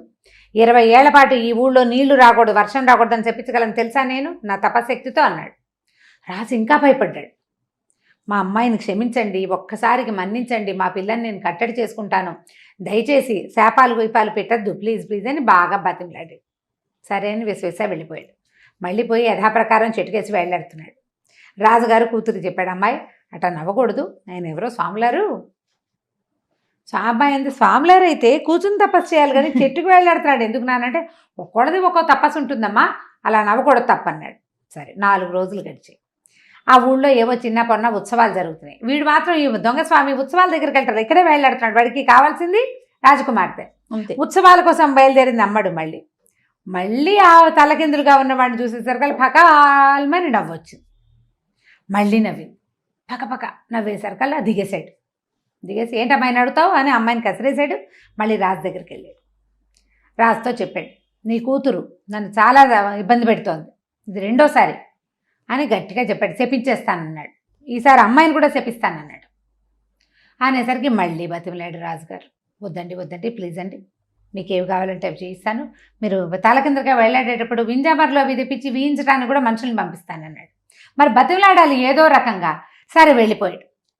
మళ్ళీ 3వసారి ఆ అమ్మాయి బయట నుంచి వస్తుండగా అతని మీద దృష్టి పడింది. ఇక ఆవిడ నవ్వి నవ్వి నవ్వి నవ్వి రాజభవన్లోకి వెళ్తూ కూడా నవ్వుతూనే వెళ్ళింది లోపలికి. ఆగల ఈసారి మీ పిల్లని శపించాల్సిందేనన్నాడు. హాసపిశాచం అని ఒక పిశాచం ఉంటుంది, అది అట్లా నవ్వుతుంటుంది, ఆ పిశాచం పట్టింది మీ అమ్మాయికి, దాన్ని వదిలిస్తాను నేనన్నాడు.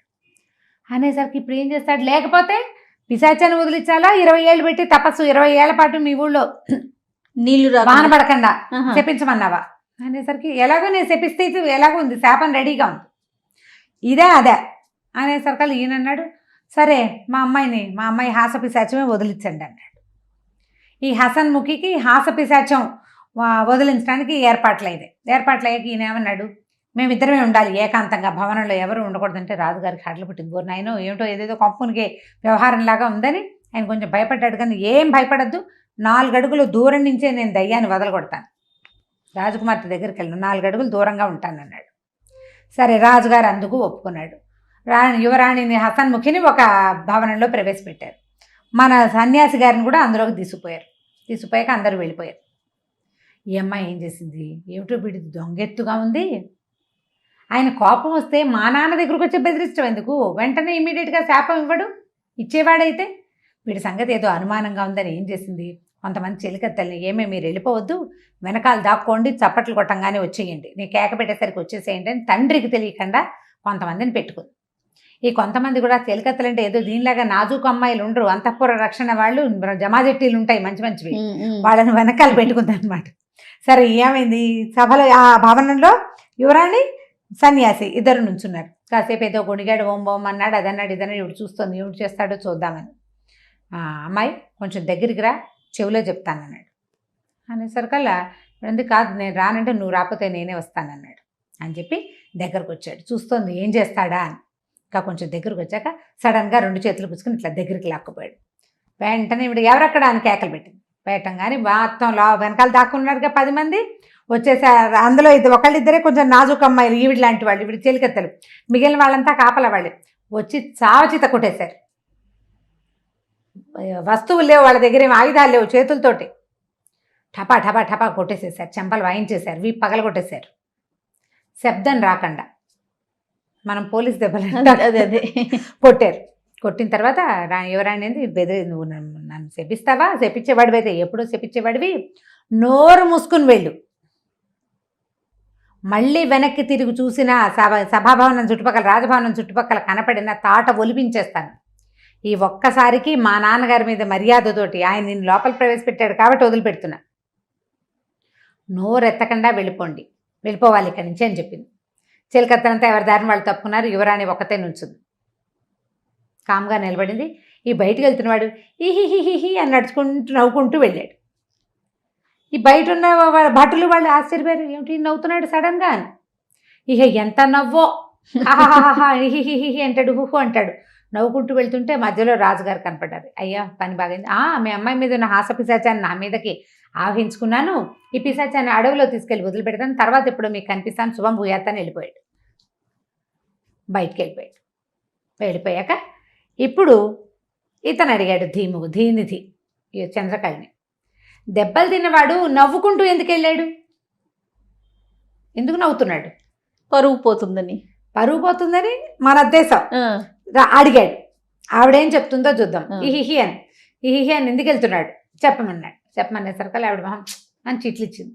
ఆవిడ చిట్లు ఇచ్చేసరికి మామూలుగా మొహం ఎలా ఉంటుంది, చంద్రబింబంలో ఉంటుందా, ఆ చంద్రబింబం కొంచెం వంకరపోయినట్టుండి ఎంత అందంగా ఉందట. రాజుగారు ఆ ప్రవాహాన్ని పడి కొట్టుపోయాడు, ఆ ముఖం చిట్లింపులో పడి. మొహం చిట్లించి ఇది ఒక ప్రశ్నేనా అన్నట్టు చెప్పి అనుకుంటుందన్నమాట. ఆవిడ ఏం చెప్పిందంటే, వాడికి ఇంకో దారి ఇది, యువరాణి నన్ను కొట్టిందని వాళ్ళు కొట్టారని చెప్పుకోలేడు కదా. ఒకవేళ అలాంటిది ఏదైనా జరిగితే రాజు వదిలిపెడతాడా? రాజు వదిలిపెట్టాడు. అందుకని ఆమెకు హాస పిశాచం వదలకొడతానని చెప్పిన మాటను పెట్టుకుని వాడికి ఏం కావాలి? తన శక్తి మీద అంచనా లేదు, అవగాహన లేదు, రాజకుమార్తె కావాలి. దానికోసం ఏదో ఒక పిచ్చి ప్రయత్నం చేశాడు, దొరికాడు. ఇప్పుడు దాన్ని ఏ కామెంట్ చేసినా, ఏం కామ్గా నిశ్శబ్దంగా వెళ్ళిపోయినా, అవమాన భారంతో తలదించుకున్నా తెలిసిపోతుంది. ఇంకోలా ఏదైనా చేస్తే రాజకుమార్తె వెనకాల నుంచి ఏ బాణాలు వేయిస్తుందో తెలీదు. అందుకని నవ్వుతూ నటించుకుంటూ వెళ్ళాడు. మామూలుగా సాహసవంతులు ఏం చేస్తారు, ఏదైనా ఒక పని మొదలు పెడితే చివరిదాకా నిలబడతారు. ఇలాంటి వాళ్ళు ఉన్నారు కదా, ట్రై చేస్తారు, అయితే అవుతుంది, లేకపోతే లేదు. వాడికి ప్రాణం ఉండాలి, ప్రధానమైంది అంతే. అందుకని ప్రాణాలు దక్కించుకోవటం కోసం ఈకిలించుకుంటూ వెళ్ళాడు వాడు. కానీ సాహసవంతుడైతే ఏం చేస్తాడు, ఏ పని కోసం మొదలు పెట్టాడో, దేనికోసం ఇంత దూరం వచ్చాడో అది అయ్యేదాకా గట్టిగా పట్టుకుని ఉంటాడు అని చెప్పి లేచి వెళ్ళిపోతూ రాజుగారి వైపు సాభిప్రాయంగా చూసుకుంటూ వెళ్ళిపోయాడు. ఆవిడ హింట్ ఏమిటి, రాజుకు చెప్తోంది, చివరి దాకా వేచి ఉండు, నువ్వు మధ్యలోనే నీరసం వచ్చి విరహవేదంతో విసిగిపోయి పారిపోవద్దు, తప్పించుకోవద్దు. రాజుగారు వికమహం వేసుకుని కూర్చున్నాడు. ఏరా నాయన, 6వ రోజు కూడా అయిపోయింది, కథ బ్రహ్మాండంగా చెప్పావు. ఆవిడేమో సింపుల్గా సమాధానం చెప్పుకుని పోయింది. రాజుకు బుర్ర పనిచేయటల్లా, ఈ కథలో ఏమీ లేదు, అంత చెప్పలేని వ్యవహారం లేదనిపించట్లా ఆయనకి. ఆవిడ చెప్పేస్తుందని భయంగా ఉంది. బుర్రకు అసలు కథ ఎక్కటం లేదు. ఆవిడ నోట్లోంచి వచ్చిన మాటలు ఒకటే ఎక్కుతున్నాయి. కానీ ఆవిడ సాభిప్రాయంగా చూసింది ఒకటి, రెండోది ఆ మొహం చిట్లు ఇచ్చింది. అబ్బా ఏం సౌందర్యం రా నాయన, ఇంత సౌందర్యవంతంగా ఉంది అనుకుంటూ మెల్లిగా లేచి బయలుదేరారు. రాజుకి ఈవిడేం చెప్పిందంటే, చివరి దాకా ఉండాలి, 16వ రోజు దాకా నువ్వు ప్రాణాలు ఒగ్గబట్టుకో. మొదలుపెట్టాం, మన వల్ల కావట్లేదు. కొంతమంది అలా కూడా వెళ్ళిపోయారు. అవును, ఈవిడ చెప్పేస్తుంటే కొంతమంది పారిపోయారు మధ్యలోనే. చివరి దాకా ఉంటే ఏం చేస్తుందోనని, వెళ్ళిపోవద్దని హింట్ అనమాట.